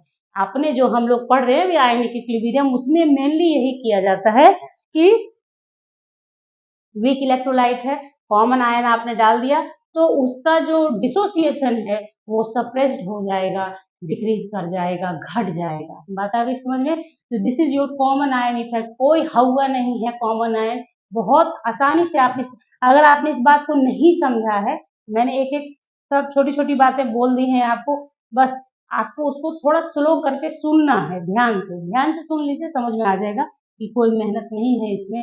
दो ही बात होगा कॉमन आयन के आने से, या तो प्रोडक्शन बढ़, आपको इसको बढ़ा देना है, ठीक है, या तो इसके डिसोसिएशन को सप्रेस कर देना है, और इसी का इस्तेमाल यहाँ पे होता है। तो ये हो गया कॉमन आयन इफेक्ट। इसके बाद हम लोग को तो सबसे पहले समझेंगे हाइड्रोलिसिस ऑफ सॉल्ट क्या है। सॉल्ट है ये, अब एसिड बेस से आप ऊपर उठ चुके हैं, सॉल्ट पे आ गए हैं, ठीक है। तो देखिए हाइड्रोलिसिस एक ऐसा प्रोसेस है जिसमें सॉल्ट रिएक्ट करता है वाटर के साथ और बनाता है acid and base. Salt react करता है वाटर के साथ और बनाता है acid and base. Okay clear. तो उसे कहते हैं हाइड्रोलिसिस ऑफ सॉल्ट, ठीक है। हाइड्रोलिसिस मतलब जब भी हाइड्रोलिसिस वर्ड बोला जाए ना तो समझिए कि वाटर के साथ रिएक्शन करवाया जा रहा है। तो सॉल्ट वाटर के साथ रिएक्ट करता है, एसिड और बेस बनाता है। इसे आप ऐसे भी समझ सकते हैं कि ये रिवर्स ऑफ न्यूट्रलाइजेशन रिएक्शन है, क्योंकि हमने पढ़ा है एसिड और बेस रिएक्ट करता है एक प्रपोर्शन में, तो क्या होता है सॉल्ट और वाटर का फॉर्मेशन करता है, तो ये रिवर्स ऑफ न्यूट्रलाइजेशन है। तो ध्यान में रखिएगा, क्वेश्चन आ सकता है एमसीक्यूज में कि इनमें से किसे आप रिवर्स ऑफ न्यूट्रलाइजेशन रिएक्शन कहते हैं, तो हाइड्रोलिसिस ऑफ सॉल्ट को कहते हैं। अब देखिए क्योंकि सॉल्ट के बनने का बहुत डिफरेंट डिफरेंट फॉर्म हो सकता है। सॉल्ट बनता है कब, जब एसिड रिएक्ट करता है बेस से, तो अब डिपेंड करता है कि स्ट्रॉन्ग एसिड स्ट्रॉन्ग बेस से करता है, वीक एसिड स्ट्रॉन्ग बेस से करता है, आपका मतलब इसी तरह से आपको बदलना है, वीक बेस स्ट्रॉन्ग एसिड से करता है, स्ट्रॉन्ग बेस वीक एसिड से करता है, इस तरीके से। तो चार तरीका हो सकता है सॉल्ट के फॉर्मेशन का, चार तरीका हो सकता है सॉल्ट के फॉर्मेशन का। क्या, तो देखिए सबसे पहले समझिए, सॉल्ट तो हमें बना ही लेना है, तो हमें हाइड्रोलिसिस कराना है किसका, hydrolysis of salt of strong acid and strong base. पहले स्ट्रॉन्ग स्ट्रॉन्ग ले लिया, ठीक है। बात आ गई समझ में कि हाइड्रोलिसिस कराना है वैसे सॉल्ट का जो बना है किससे, स्ट्रॉन्ग एसिड और स्ट्रॉन्ग बेस से, जैसे कि NaCl। NaCl किससे बनता है, समझ लीजिए यहाँ पे NaCl किससे बनता है, NaOH प्लस HCl के रिएक्शन से बनता है ना। तो यहाँ पे ये क्या हो गया, ये NaCl क्या हो गया, salt of strong base and strong acid हो गया, यही लिखा गया है यहाँ पे। और आप इस NaCl का हाइड्रोलिसिस कराएंगे, क्योंकि हमने सॉल्ट का हाइड्रोलिसिस पढ़ रहे हैं। तो सॉल्ट किससे बना है, strong acid and strong base से, और उसी का आपको हाइड्रोलिसिस कराना है। Clear, any problem. तो यहाँ पे हो गया एग्जाम्पल आपके सामने। अब देखिए इसी चीज को फिर लिखते हैं, hydrolysis of salt of weak acid and strong base. Week acid and strong base, weak acid और स्ट्रॉन्ग बेस से बना CH3COH सॉल्ट बनाना है इसको, स्ट्रॉन्ग बेस से लीजिएगा, Na रहेगा यहाँ पे, ठीक है। तो एसिटिक एसिड वीक एसिड है और उसको रिएक्ट करा दिया NaOH के साथ, तो सोडियम एसीटेट बन गया, week acid and strong base हो गया। तीसरा हाइड्रोलिसिस कराएंगे किसका, salt of strong acid and weak base, ठीक है, फॉर एग्जाम्पल NH4Cl। और उसी तरह से हाइड्रोलिसिस ऑफ सॉल्ट ऑफ क्या कराएंगे, weak acid and weak base. बार बार मैंने नहीं लिखा है हाइड्रोलिसिस ऑफ सॉल्ट, आप समझिए कि hydrolysis of salt of weak acid and weak base कराना है। एग्जांपल्स भी है आपके सामने, आप ध्यान देंगे समझ में आएगा कि यहाँ पे आपका स्ट्रॉन्ग एसिड मतलब HCl रहा होगा और वीक बेस मतलब NH4OH रहा और रिएक्ट करके NH4Cl बनाता है। देखिए hydrolysis of salt of strong acid and strong base. तो स्ट्रॉन्ग एसिड सॉल्ट लिया NaCl, H2O के साथ रिएक्शन दिया NaOH HCl बनाया, NaCl ब्रेक करेगा, इसको देखेंगे Na प्लस Cl माइनस में, H2O रह गया, और इधर NaOH ब्रेक करेगा Na प्लस OH माइनस में, और HCl ब्रेक करेगा क्योंकि स्ट्रॉन्ग इलेक्ट्रोलाइट है ना, सब ब्रेक करेगा H प्लस Cl माइनस। आप ध्यान देंगे तो इधर Na प्लस है, इधर भी Na प्लस है, इधर Cl माइनस है, इधर भी Cl माइनस है, कट गया। अब यहाँ पे वाटर और H प्लस OH माइनस बचा। अभी आप याद करें इसी तरह से वो आयनिक प्रोडक्ट ऑफ वाटर में आपने पढ़ रखा है, तो यहाँ पे चूंकि वाटर है इसलिए concentration of H plus OH minus क्या होगा, सेम होगा चूंकि यहाँ सिर्फ वाटर बचा है, दैट्स वाई pH वैल्यू कितना होगा 7। यानी कि अगर salt of strong acid and strong base का हाइड्रोलिसिस कराओगे तो उसके सॉल्यूशन का pH कितना हो जाएगा, 7 हो जाएगा, यानी कि आपका सॉल्यूशन न्यूट्रल होगा। बात आ गई समझ में, बस यही समझना है आपको। कैसे होता है, ऐसे आप रट भी सकते हैं कि hydrolysis of salt of strong acid and strong base कराएंगे तो pH 7 होगा। रट लें या समझ लें, दोनों काम करना है आपको, ठीक है। तो रटे नहीं, समझें pH कैसे 7 हुआ, क्योंकि यहाँ पे ऐसे बचा, साफ दिख रहा है आपको, समझ में आ रहा होगा, ठीक है। तो देखिए hydrolysis of salt of weak acid and strong base में एग्जांपल लेते हैं CH3COONA का, जो बना है किसे, CH3COOH प्लस NaOH के रिएक्शन से, समझ गए। Weak acid strong base, okay. तो CH3CONA ले लिया, H2O लिया, रिएक्ट करके ये देगा आपको। अब ये क्या है, स्ट्रॉन्ग है, इसलिए इसको इस तरह से ब्रेक करा के दिखाया, वाटर को वाटर रहने दिया। ये वीक एसिड है, इसको ऐसे ही छोड़ दिया। NaOH स्ट्रॉन्ग है, Na प्लस OH माइनस में ब्रेक कराया। अब देखिए यहाँ पे क्या है, देख रहे हैं आप, Na प्लस से कैंसिल हो जाएगा और बचा क्या आपके पास, इधर CH3CO माइनस H2O और CH3COH OH माइनस। तो यहाँ पे अब आप ध्यान दीजिए, आपका जो रिजल्टिंग सॉल्यूशन हुआ उसमें क्या बचा हुआ दिख रहा है आपको, OH माइनस दिख रहा है ना, OH माइनस। इसलिए ये जो solution salt of hydrolysis of salt of weak acid and strong base कराइएगा तो वो बेसिक करेक्टर होगा। क्लियरली क्या है, स्ट्रॉन्ग बेस है, बेस क्या है, स्ट्रॉन्ग है। तो सॉल्यूशन जो होगा, रिजल्टिंग सॉल्यूशन जो तैयार होगा, उसका कैरेक्टर कैसा होगा, बेसिक नेचर का होगा वो, ठीक है आपको, ठीक है। It is also called anionic hydrolysis, क्यों, क्योंकि इसके हाइड्रोलिसिस में अनायंस पार्टिसिपेट कर रहा है, अनायंस पार्टिसिपेट कर रहा है हाइड्रोलिसिस में, बचा हुआ तो यही है ना यहाँ पे, इसलिए इसे अनायोनिक हाइड्रोलिसिस भी कहते हैं, किसे, वीक एसिड और स्ट्रॉन्ग बेस के सॉल्ट के हाइड्रोलिसिस को। ओके, क्लियर हो गया, कुछ नहीं है, दोनों स्ट्रॉन्ग है तो solution, resulting solution neutral pH 7। अगर स्ट्रॉन्ग बेस है तो बेसिक नेचर का होगा, pH ग्रेटर देन 7। अब इसी तरह सॉल्ट ऑफ स्ट्रॉन्ग एसिड बोले तो HNO3 यहाँ पे लिया गया है, ठीक है। स्ट्रॉन्ग एसिड और वीक बेस मतलब NH4OH, ठीक है। इन दोनों के मिलने से NH4NO3 बना, NH4NO3 ये सॉल्ट हो गया इन दोनों का, ठीक है। H2O के साथ रिएक्शन यानी हाइड्रोलिसिस कराएंगे, NH4OH देगा, HNO3 देगा आपको, ठीक है।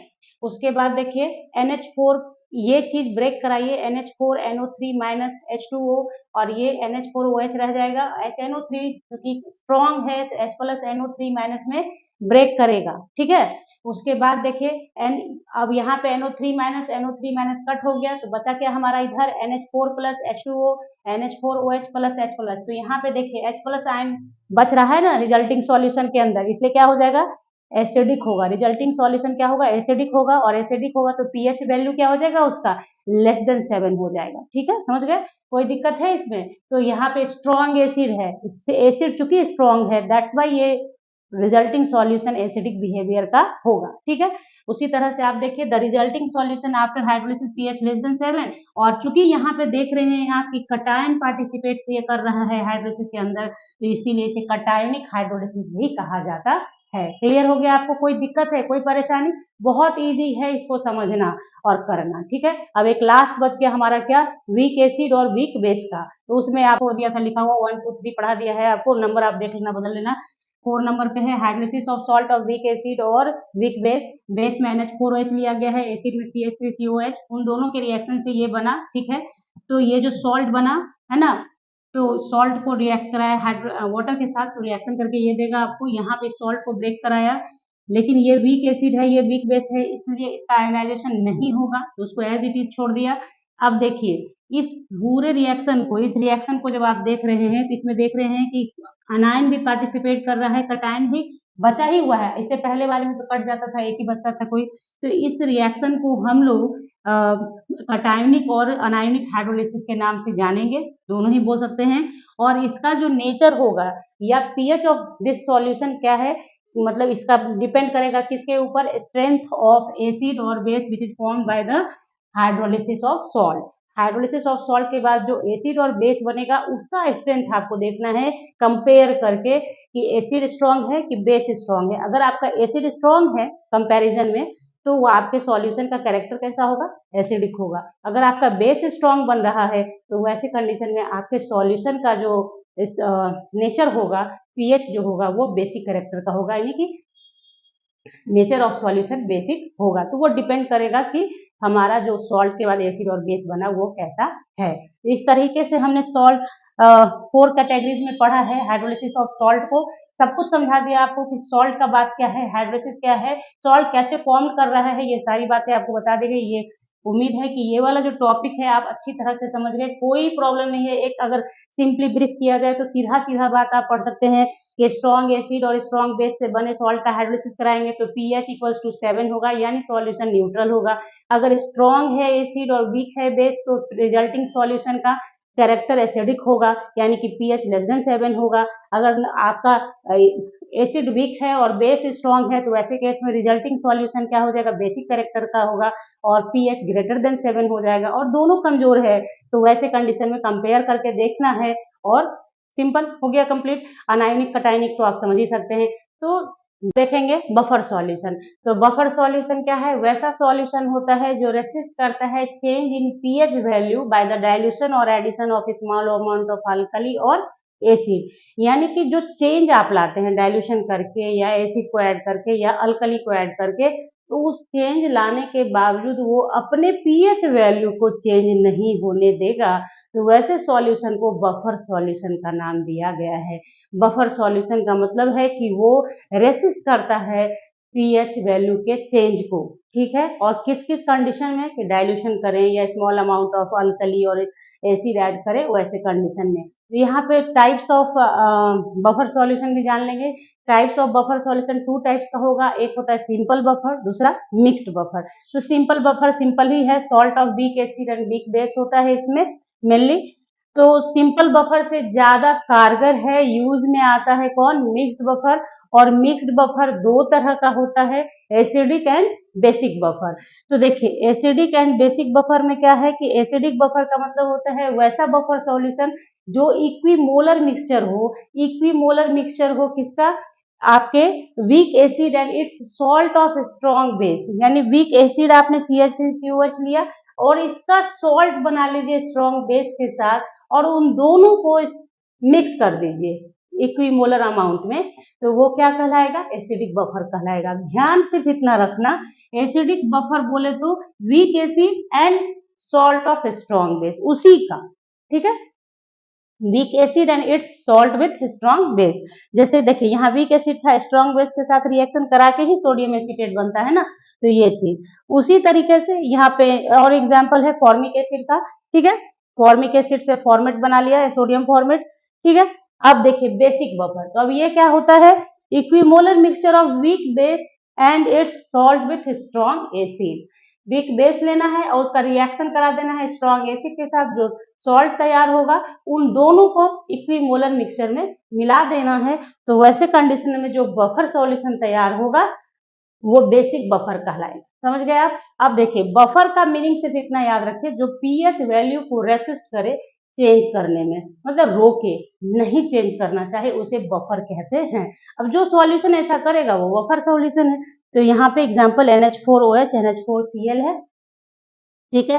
वीक बेस और plus salt of its salt of strong acid के साथ रिएक्शन से जो बनेगा वो हो गया आपका, ठीक है। तो यहाँ पे ये चीज हो गया। अब ये काम कैसे करता है, आखिर क्यों बफर है, क्यों रेसिस्ट करता है, small amount of acid add हुआ तो क्यों नहीं pH वैल्यू चेंज करेगा, ये चीज समझना है हमें। तो वो चलिए अब उसको समझ लेते हैं थोड़ा। तो थ्योरी अभी आपने समझा कि बफर सॉल्यूशन वैसा सॉल्यूशन होता है जो pH वैल्यू को रेसिस्ट करता है चेंज होने में by the addition of a small amount of acid और बेस या अल्कली और डाइल्यूशन, ठीक है। तो क्या है, तो वो चीज होता कैसे है वो समझ लीजिए, थोड़ा सा वक्त लगेगा, समझ जाइएगा। देखिए एसिड है, आपने सॉल्यूशन तैयार किया, एसिटेट आयन H3O+ आयन दे दिया, यही एसिड था वीक एसिड, और इसी वीक एसिड का स्ट्रॉन्ग बेस के साथ रिएक्शन करा के स्ट्रॉन्ग सॉल्ट बना लिया गया CH3CONA, ठीक है। अब ये बना यहाँ पे फिर से acetate ion, common ion effect में आपने इसको देखा हुआ है, तो ये बन गया और Na+ बन गया। अब मान लीजिए कि ये दोनों इक्विमोलर अमाउंट में मिला हुआ है, इक्विमोलर बोलने का मतलब सेम अमाउंट में, ठीक है। तो ये मिला हुआ है। अब इस सॉल्यूशन में यही सब काम चल रहा है और इसमें ऊपर से आपने HCl ऐड कर दिया, ऊपर से आपने क्या किया, HCl ऐड कर दिया। अब HCl ऐड किया तो HCl टूटेगा कैसे, HCl टूटेगा H+ आयन और Cl- आयन में। क्लियर है, क्लियर है, कोई दिक्कत है आपको नहीं। तो देखिए यहाँ पे क्या है, HCl जब ब्रेक करेगा तो ये H+ आयन आपका रिएक्ट कर लेगा किसके साथ, हाइड्रोनियम आयन बना लेगा। ठीक है, देखिए यहाँ पे दिखाया गया है कि H+ आयन रिएक्ट कर लेगा और बना लेगा क्या आपको H3O+ आयन। ठीक है, वाटर के साथ रिएक्शन करके। अब यहाँ पे क्या होगा कि इसके कारण क्या होगा ना कि आपका डिक्रीज करेगा पीएच ऑफ द सॉल्यूशन, क्योंकि आपके पास क्या हो रहा है, पीएच वैल्यू क्या होगा 7 से नीचे जाने लगेगा, क्योंकि आपका एसिडिक बिहेवियर यहाँ पे बढ़ रहा है, आपने एसिड ऐड किया है। लेकिन उसी द सेम टाइम पे क्या होगा कि ये जो बफर के कारण एसीटेट आयन बना है, बफर के कारण जो एसीटेट आयन बना है, आपका जो वो H3O+ बना HCl के कारण वो H+ इसके साथ कंबाइन कर लेगा और बना लेगा एसिटिक एसिड। क्या बना लेगा?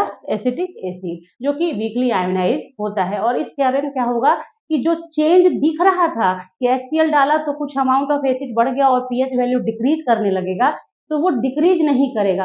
एट द सेम टाइम ये रिएक्शन हो जाएगा और फिर से आपका सॉल्यूशन का पीएच वैल्यू सेम ही रह जाएगा, जितना था उतना ही रह जाएगा, वेरिएशन देखने को नहीं मिलेगा बहुत ज्यादा कुछ। ठीक है, तो ये क्या है कि इस तरीके से काम करता है, मतलब देखिए तैयार ही ऐसा किया गया है इसे कि ये इस तरीके से काम करता है। और आप देखिए जो Cl बना वो Na के साथ चला जाएगा, NaCl सॉल्ट बन जाएगा आपका। तो इस तरीके से बफर सॉल्यूशन, जो आप यहाँ पे एसिडिक बफर का एग्जांपल मैंने दिया है, उसी तरह से बेसिक बफर भी काम करता है। तो थ्योरी भी समझिए कि कैसे काम करता है, आता भी समझ में। अब आगे बढ़े सॉल्यूशन।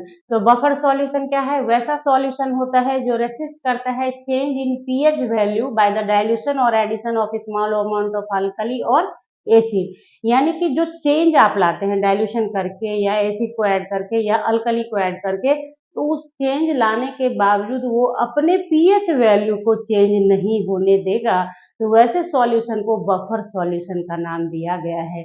बफर सॉल्यूशन का मतलब है कि वो रेसिस्ट करता है पीएच वैल्यू के चेंज को। ठीक है, और किस किस कंडीशन में, कि डाइल्यूशन करें या स्मॉल अमाउंट ऑफ अल्कली और एसिड ऐड करें, वैसे कंडीशन में। यहाँ पे टाइप्स ऑफ बफर सॉल्यूशन भी जान लेंगे। Types of buffer solution 2 types का होगा, एक होता है सिंपल बफर, दूसरा मिक्स्ड बफर।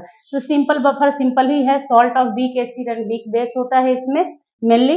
तो सिंपल बफर से ज्यादा कारगर है, यूज में आता है कौन? Mixed buffer. और मिक्स्ड बफर 2 तरह का होता है, एसिडिक एंड बेसिक बफर। तो देखिए एसिडिक एंड बेसिक बफर में क्या है कि एसिडिक बफर का मतलब होता है वैसा बफर सॉल्यूशन जो इक्विमोलर मिक्सचर हो। इक्विमोलर मिक्सचर हो किसका? आपके week acid and it's salt of strong base. यानी वीक एसिड आपने CH3COH लिया और इसका सॉल्ट बना लीजिए स्ट्रॉन्ग बेस के साथ, और उन दोनों को मिक्स कर दीजिए इक्विमोलर अमाउंट में, तो वो क्या कहलाएगा? एसिडिक बफर कहलाएगा। ध्यान सिर्फ इतना रखना, एसिडिक बफर बोले तो week acid and salt of strong base, उसी का। ठीक है, week acid and it's salt with strong base. जैसे देखिए यहाँ वीक एसिड था, स्ट्रॉन्ग बेस के साथ रिएक्शन करा के ही सोडियम एसीटेट बनता है ना, तो ये चीज उसी तरीके से यहाँ पे और एग्जांपल है फॉर्मिक एसिड का। ठीक है, फॉर्मिक एसिड से फॉर्मेट बना लिया है, सोडियम फॉर्मेट। ठीक है, अब देखिए बेसिक बफर, तो अब ये क्या होता है? Equimolar mixture of weak base and it's salt with strong acid. Weak base लेना है और उसका रिएक्शन करा देना है स्ट्रॉन्ग एसिड के साथ, जो सॉल्ट तैयार होगा उन दोनों को इक्विमोलर मिक्सचर में मिला देना है। तो वैसे कंडीशन में जो बफर सॉल्यूशन तैयार होगा वो बेसिक बफर कहलाएगा। समझ गए आप? अब देखिए बफर का मीनिंग सिर्फ इतना याद रखिए, जो पीएच वैल्यू को रेसिस्ट करे चेंज करने में, मतलब रोके नहीं चेंज करना चाहे, उसे बफर कहते हैं। अब जो सॉल्यूशन ऐसा करेगा वो बफर सॉल्यूशन है। तो यहाँ पे एग्जांपल NH4OH NH4Cl है।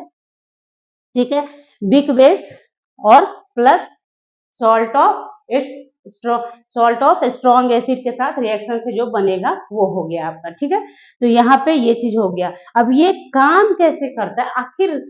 क्यों बफर है, क्यों रेसिस्ट करता है? Small amount of acid add हुआ तो क्यों नहीं पीएच वैल्यू चेंज करेगा? ये चीज समझना है हमें, तो वो चलिए अब उसको समझ लेते हैं थोड़ा। जो अभी आपने एसिडिक बफर देखा है और बेसिक बफर मैंने आपको बताया, तो उसमें से एक एग्जांपल यहाँ पे एसिडिक बफर का लिया है, उसको समझिए कि काम आखिर करता कैसे है।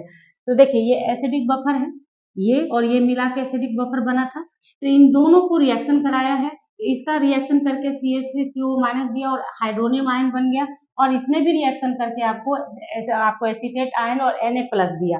अब इसमें क्या कीजिए कि आप HCl ऐड कर दीजिए, थोड़ा सा HCl ऐड करेंगे, HCl भी तो ब्रेक करेगा H+ और Cl- में, तो होगा क्या कि थोड़ी देर के लिए आपको लगेगा कि पीएच वैल्यू सॉल्यूशन का डिक्रीज करेगा, लेकिन करेगा नहीं। उसी टाइम पे क्या होता है, जैसे देखिए ये जो HCl टूटा, ये वाटर के साथ रिएक्शन करके हाइड्रोनियम आयन बना लेगा, ठीक है, हाइड्रोनियम आयन बना लेगा, और उसके बाद ये क्या करेगा, जाएगा इस बफर सॉल्यूशन के एसीटेट आयन के पास और रिएक्ट करके बना लेगा क्या, एसिटिक एसिड। फिर से क्या बना लेगा, एसिटिक एसिड, जो कि वीकली आयनाइज होता है, जिसके कारण ओवरऑल सॉल्यूशन का पीएच बढ़ेगा घटेगा नहीं, सेम रह जाएगा। वही बात यहाँ पे लिखा गया है कि H3 ion which are likely to decrease the pH of solution but they will combine with acetate ions present in buffer solution to form acetic acid which is only weakly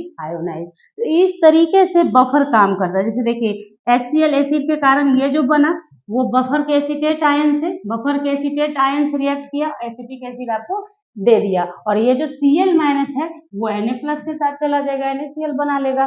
तो इस तरीके से काम करता है, इसलिए पीएच वैल्यू में change नहीं आता, इसको बनाया जाता है इस तरीके से ताकि बहुत सारा चीज बनता है। जैसे आपका देखिए, जैसे साबुन तैयार किया जाता है तो उसमें भी यूज होता है बफर सॉल्ट। देखिए नेक्स्ट है हमारा solubility equilibrium of Sprüngli soluble salt, ठीक है।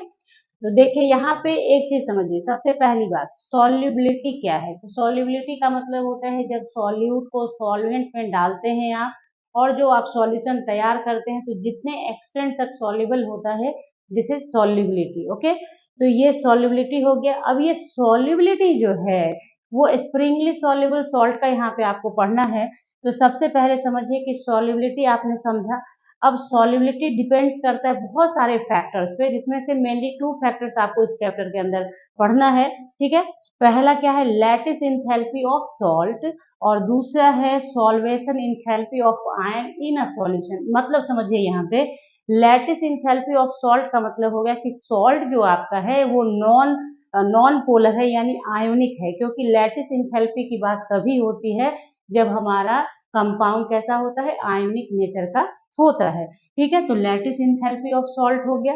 तो लैटिस इंथैल्पी ऑफ सॉल्ट का अर्थ क्या है यहाँ पे, कि जब आपका कटायन और अनायन आपस में मिलता है, उस समय पे जो एनर्जी फॉर्म होता है उसे कहते हैं लैटिस इंथैल्पी या लैटिस एनर्जी। केमिकल बॉन्डिंग के अंदर ये पढ़ना है।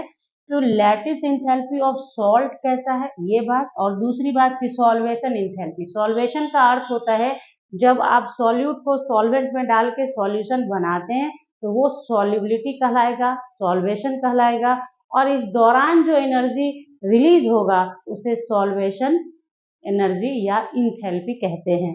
अगर आपका सॉल्वेंट पर्टिकुलरली वाटर है तो इसी सॉल्वेशन एनर्जी को हाइड्रेशन एनर्जी का नाम दे दिया जाता है, ठीक है। बात आई समझ में। सॉल्वेशन एनर्जी किसी भी सॉल्वेंट पे अप्लीकेबल है, लेकिन अगर सॉल्वेंट पर्टिकुलर वाटर है तो हाइड्रेशन एनर्जी कहलाता है। अब ध्यान से सुनिए, समझिए। अब जब आप किसी भी आयनिक कंपाउंड को यानी सॉल्ट को डालते हैं किसमें, सॉल्वेंट में, तो क्या होगा कि एक चीज तो होना चाहिए कि सॉल्वेंट का जो एनर्जी है वो इतना होना चाहिए कि सॉल्यूट के लैटिस इंथैल्पी को तोड़ सके, ब्रेक करा सके, ताकि वो डिजोल्व होगा। सॉल्वेशन का अर्थ है यहाँ पे जैसे वाटर के साथ अगर कहते हैं तो वो जो हमने शुरुआत में पढ़ा था ना, sodium plus aqueous chlorine minus aqueous, तो वही चीज है कि वो पॉसिबिलिटी वाटर में है, वाटर में उतना एनर्जी है कि वो ऐसा कर सकता है। अगर वो नहीं होता तो NaCl उसमें डिजोल्व नहीं होता। तो यहाँ पे सबसे पहली बात कि सॉल्वेशन इंथैल्पी क्या होता है, solvation which is always negative और energy release in the process of solvation. Solvation energy हमेशा रिलीज होता है जब आप सॉल्यूट को डालते हैं। दूसरी बात, amount of solvation enthalpy depends on the nature of solvent. ये डिपेंड करेगा नेचर ऑफ सॉल्वेंट पे। कहने का अर्थ है कि सॉल्वेंट कैसा है हमारा, सॉल्वेंट पोलर है या नॉन पोलर है। पोलर सॉल्वेंट होगा इजिली काम हो जाएगा। नॉन पोलर में आपने सुना है ना कि आयोनिक कंपाउंड जो होते हैं वो नॉन पोलर सॉल्वेंट में डिसॉल्व ही नहीं होते हैं। रीजन यही है कि नॉन पोलर सॉल्वेंट का जो होता है सॉल्वेशन एनर्जी ही इतना अधिक नहीं होता है कि वो आपके आयोनिक कंपाउंड को ब्रेक करा सके और डिसॉल्व करा सके। क्वेश्चन ये जो आता है वो इसी से इसका आंसर जाएगा। In case of non polar covalent solvent, solvation enthalpy is small and hence not sufficient to overcome lattice enthalpy of the salt. Consequently, the salt does not dissolve in non-polar solvent. यानी solvation energy इतना होता ही नहीं है कि lattice enthalpy of salt को overcome कर सके, जिसके कारण डिसॉल्व भी नहीं होता। ये सब फैक्ट है जो समझना है आपको इसके अंदर। इसके बाद ये चीज मेनली चला जाएगा कहाँ पे आपको, सॉल्युबिलिटी प्रोडक्ट के अंदर। लेकिन पहले जानिए कैसे सॉल्युबल का मतलब क्या होता है। जैसे सॉल्युबल हो रहा है, कभी कभी हम देखते हैं कि कुछ ऐसे सब्सटेंस होते हैं जिसको अगर एयर में ऐसे ही छोड़ दिया जाए, एक्सपोजर छोड़ दिया जाए उसको, तो वो एब्जॉर्ब कर लेता है वाटर को एयर से, तो वो बहुत ज्यादा सॉल्युबल नेचर का होता है, वाटर के साथ उसको तुरंत रिएक्शन हो जाता है। तो कहने का अर्थ ये है कि सॉल्युबिलिटी क्यों किसी का ज्यादा है, क्यों किसी का कम है, क्यों नॉन पोलर में आयनिक कंपाउंड डिसॉल्व ही नहीं होता, ये सारा रीजन आपको समझ में आना चाहिए। लास्टली आपका है कि for a salt which is able to dissolve in a particular solvent, its solvation enthalpy must be greater than its lattice enthalpy. एकदम इंपॉर्टेंट पॉइंट है, इसको ध्यान रखिएगा कि किसी भी पर्टिकुलर सॉल्वेंट में अगर आपका सॉल्ट डिसॉल्व हो रहा है, इट मीन्स कि उस सॉल्वेंट का सॉल्वेशन इंथैल्पी आपके सॉल्ट के लैटिस इंथैल्पी से ज्यादा है, जिसके कारण वो उसके लैटिस इंथैल्पी को ओवरकम करेगा, ब्रेक करेगा और अपने में उसको डिसॉल्व कर लेगा। जैसे NaCl डिसॉल्व हो जाता है किसमें, वाटर में। तो वाटर का था ना आपको डाइलेक्ट्रिक कांस्टेंट 80 टाइम्स था, जिसके कारण रिड्यूस कर देता है NaCl के electrostatic force of attraction. This is lattice energy के कारण ही वो चीज हो पाता है। समझ में आ रही बात। तो वो सब देखिए, मैंने कहा आपको शुरुआत में भी कहा है कि जैसे जैसे आगे बढ़ेंगे चैप्टर जुड़ता चला जाएगा, चैप्टर का टॉपिक एक दूसरे से, वही चीज यहाँ हो रहा है। जो स्टार्टिंग में पढ़ा उसका फॉर्म अलग था, पढ़ने का तरीका अलग था, यहाँ पे इस तरीके से आया ये सॉल्वेशन एनर्जी के रूप में, लैटिस एनर्जी के रूप में। तो हमेशा याद रखिए कि अगर कोई सॉल्ट डिसॉल्व हो जा रहा है किसी सॉल्वेंट में, इट मीन्स कि उस सॉल्वेंट का सॉल्वेशन एनर्जी आपके लैटिस एनर्जी से ज्यादा है, आपके सॉल्ट के लैटिस एनर्जी से ज्यादा है, इसलिए डिसॉल्व हो जा रहा है। तो ये था कुछ फैक्ट जो आपने समझा कि कैसे काम करता है ये सब। समझिए इन सब चीजों को, यही कॉन्सेप्ट है बच्चों। ये चीज नहीं समझोगे ना तो फिर बहुत परेशानी हो जाती है। अब देखो यहाँ पे कि on the basis of solubility salt having 3 categories, यानी सॉल्ट जो है किस तरह से सॉल्युबल है उसके हिसाब से 3 कैटेगरीज में बांटा गया है। एमसीक्यूज में काम आएगा आपके, तो ध्यान रखिएगा। ये आपके एनसीईआरटी बुक में ही दिया हुआ है। क्या है कि सॉल्युबल होगा, सॉल्ट आपका सॉल्युबल होगा कैसे, सॉल्युबिलिटी उसका ग्रेटर देन 0.1 m हो जाएगा। आपका स्लाइटली सॉल्युबल सॉल्ट होगा तो उसका सॉल्युबिलिटी रेंज करेगा, यानी सॉल्युबिलिटी ग्रेटर देन होगा 0.01 m से और लेस देन होगा 0.1 m से, और स्प्रिंगली सॉल्युबल होगा, सॉल्युबिलिटी लेस देन 0.01 m हो जाएगा। तो ये एक कैटेगरी दिया गया है, रेंज दिया गया है। तो एमसीक्यूज में ऐसे क्वेश्चंस आते हैं, तो इसको नोट डाउन कीजिए और इसको ध्यान में बनाए रखिए, ठीक है। तो ये हो गया सॉल्युबिलिटी इक्विलिब्रियम। अब हम लोग देखेंगे most important solubility product. Solubility product देख लेते हैं। कंसीडर करेंगे कि Sprüngli saturated solution of Sprüngli soluble binary electrolyte AB, जिसको इस तरह से डिसोसिएट करते हुए दिखाएंगे कि AB अनडिसॉल्व फॉर्म में है, सॉलिड फॉर्म में है यहाँ पे, ठीक है। K1 AB डिसॉल्व हो गया बट अनआयोनाइज्ड है, K2 होगा A प्लस B माइनस में टूट गया आपका सॉल्ट, ओके। अब देखिए क्या करना है, अप्लाई करिए लॉ ऑफ मास एक्शन। इस पार्ट पे करेंगे, K1 इक्वल्स टू कितना आ जाएगा, इसका कॉन्सेंट्रेशन डिवाइडेड बाई इसका कॉन्सेंट्रेशन। तो इसके कॉन्सेंट्रेशन को दिखाया है ABD से और इसके कॉन्सेंट्रेशन को दिखा दिया ABS से। नंबर फर्स्ट हो गया। आगे बढ़िए, K2 लिखिएगा, इसका कॉन्सेंट्रेशन डिवाइडेड बाई इसका कॉन्सेंट्रेशन। अब इन दोनों इक्वेशन को मल्टीप्लाई कर दीजिए, K1 इंटू K2, है ना। तो चलिए यहाँ पे क्या है, आपने एसिड वाला जब पढ़ा था वहां पे भी इस तरह का आया था ना, जहाँ आयनिक प्रोडक्ट ऑफ वाटर आया था, यहाँ पे KSP आएगा क्योंकि आपका सॉल्ट यहाँ पे आयंस में टूट रहा है। तो देखिए K2 into K1 into K2 और इसको मल्टीप्लाई करेंगे तो ये डी वाला कैंसिल हो जाएगा, बचा ये, ठीक है। और इसका जो कॉन्सेंट्रेशन ABS सॉलिड फॉर्म में है इसलिए इसका कॉन्सेंट्रेशन कांस्टेंट हो जाता है, तो वो कांस्टेंट हो गया, तो बचा सिर्फ कौन, A प्लस B माइनस, तो K1 into K2 equals to A plus B minus concentration, और इसी K1 K2 को यहाँ पे KSP बोलते हैं, ionic product of, sorry ionic product नहीं, सॉल्युबिलिटी प्रोडक्ट, ओके। तो देखिए KSP क्या हो गया, सॉल्युबिलिटी प्रोडक्ट ऑफ AB हो गया। अब ये तो AB लिया था हमने तो वो हो गया, मान लीजिए कि सॉल्ट अलग टाइप का हो जाएगा, तो एक मानिएगा कि एक जनरल सॉल्ट हम लेते हैं AXBY जो ब्रेक करेगा इस तरीके से AY प्लस YBX माइनस, तो इसका KSP हो गया AY plus X, power raise कर जाएगा और इसका भी पावर इसके ऊपर रेज कर गया, ठीक है, ये आप समझ गए। अब यहाँ पे ये KSP लिखा गया है, अब इसको हम लोग डिफाइन करेंगे, इसका डेफिनेशन लिखेंगे, ठीक है। तो डेफिनेशन मैं लिख देती हूँ और आप देखिएगा इसी से डेफिनेशन हो जाएगा, इसको देख देख के आप डेफिनेशन बोल सकते हैं, ठीक है। प्रोडक्ट आया KSP, उसको डिफाइन कर लेते हैं।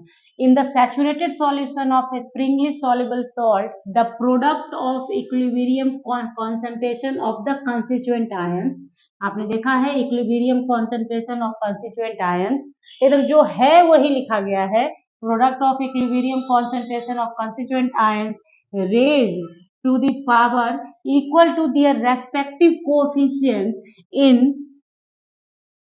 the balanced chemical balanced equilibrium expression, जो balanced equilibrium expression आप लिखते हैं जो बैलेंस फॉर्म में होगा, तो उसी का जो कोफिशिएंट होता है वो पावर के तरह रेज कर जाता है आयनिक कंसंट्रेशन ऑफ आयंस के, जो कि इक्विलिब्रियम का कॉन्सेंट्रेशन है। ये आपको पता है, जो आपको केमिकल इक्विलिब्रियम में भी पढ़ाया गया था कि ये जो कॉन्सेंट्रेशन टर्म होता है ना, ये रहता है कहाँ का, इक्विलिब्रियम की अवस्था में जो कॉन्सेंट्रेशन होता है वो होता है, ठीक है। तो ये हो गया, ये डेफिनेशन हो गया उसका KSP का। अब ये हो गया सॉल्युबिलिटी प्रोडक्ट का डेफिनेशन।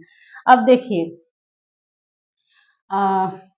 आप देखिए अगर पर्टिकुलर किसी गिवन टेम्परेचर पे कोई पर्टिकुलर टेम्परेचर हो और ये जो concentration A plus B minus की बात की गई कि जो आयनिक कॉन्सेंट्रेशन है आपका किसी गिवन टेम्परेचर पे, अगर वो प्रोडक्ट जो है वो ग्रेटर देन KSP वैल्यू से हो जाए, ये प्रोडक्ट जो है एट इक्विलिब्रियम में जो आपको ये कॉन्सेंट्रेशन है, ये अगर आपका KSP से ग्रेटर है तो सॉल्ट विल बी प्रेसिपिटेटेड, यानी सॉल्ट प्रेसिपिटेट कर जाएगा, केंद्री में बैठ जाएगा। और अगर यही लेस देन KSP वैल्यू होगा, यानी कि आयनिक प्रोडक्ट से इसका वैल्यू, इसका कॉन्सेंट्रेशन कम होगा, तो salt will not be precipitated and it is known as ionic reaction. तो ये कंडीशन है कि आपने जो पढ़ा कि KSP में ये दोनों A प्लस और B माइनस काम करता है, ठीक है। तो ये जो कॉन्सेंट्रेशन है अगर KSP वैल्यू से ज़्यादा हो गया तो प्रेसिपिटेट कर जाएगा, कम हो गया तो डिजोल्व होगा और ये रिएक्शन कैसा हो जाएगा, आयनिक रिएक्शन हो जाएगा। तो इस तरह से आयनिक इक्विलिब्रियम के अंदर जो भी कुछ टॉपिक था मैंने आपको पूरी कोशिश की है समझाने की, और ये सब कोशिश की है कि आप पूरी तरह से चैप्टर के कॉन्सेप्ट को समझ जाएं।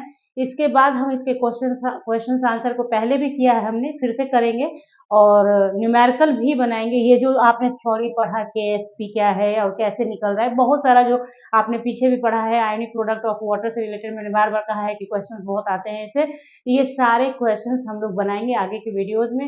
इसके बाद हम लोग थ्योरी पढ़ेंगे थर्मोडायनेमिक्स का। तो अगर वीडियो अच्छी लगी हो तो ज़्यादा से ज़्यादा लाइक करें, शेयर करें, कमेंट करना बिल्कुल ना भरे। आप लोग पूरे महीने में 10-12 कमेंट करते हो, तो कमेंट ज़्यादा से ज़्यादा करें ताकि वीडियोस बनाने का मोटिवेशन मिलता रहे। Thanks for watching.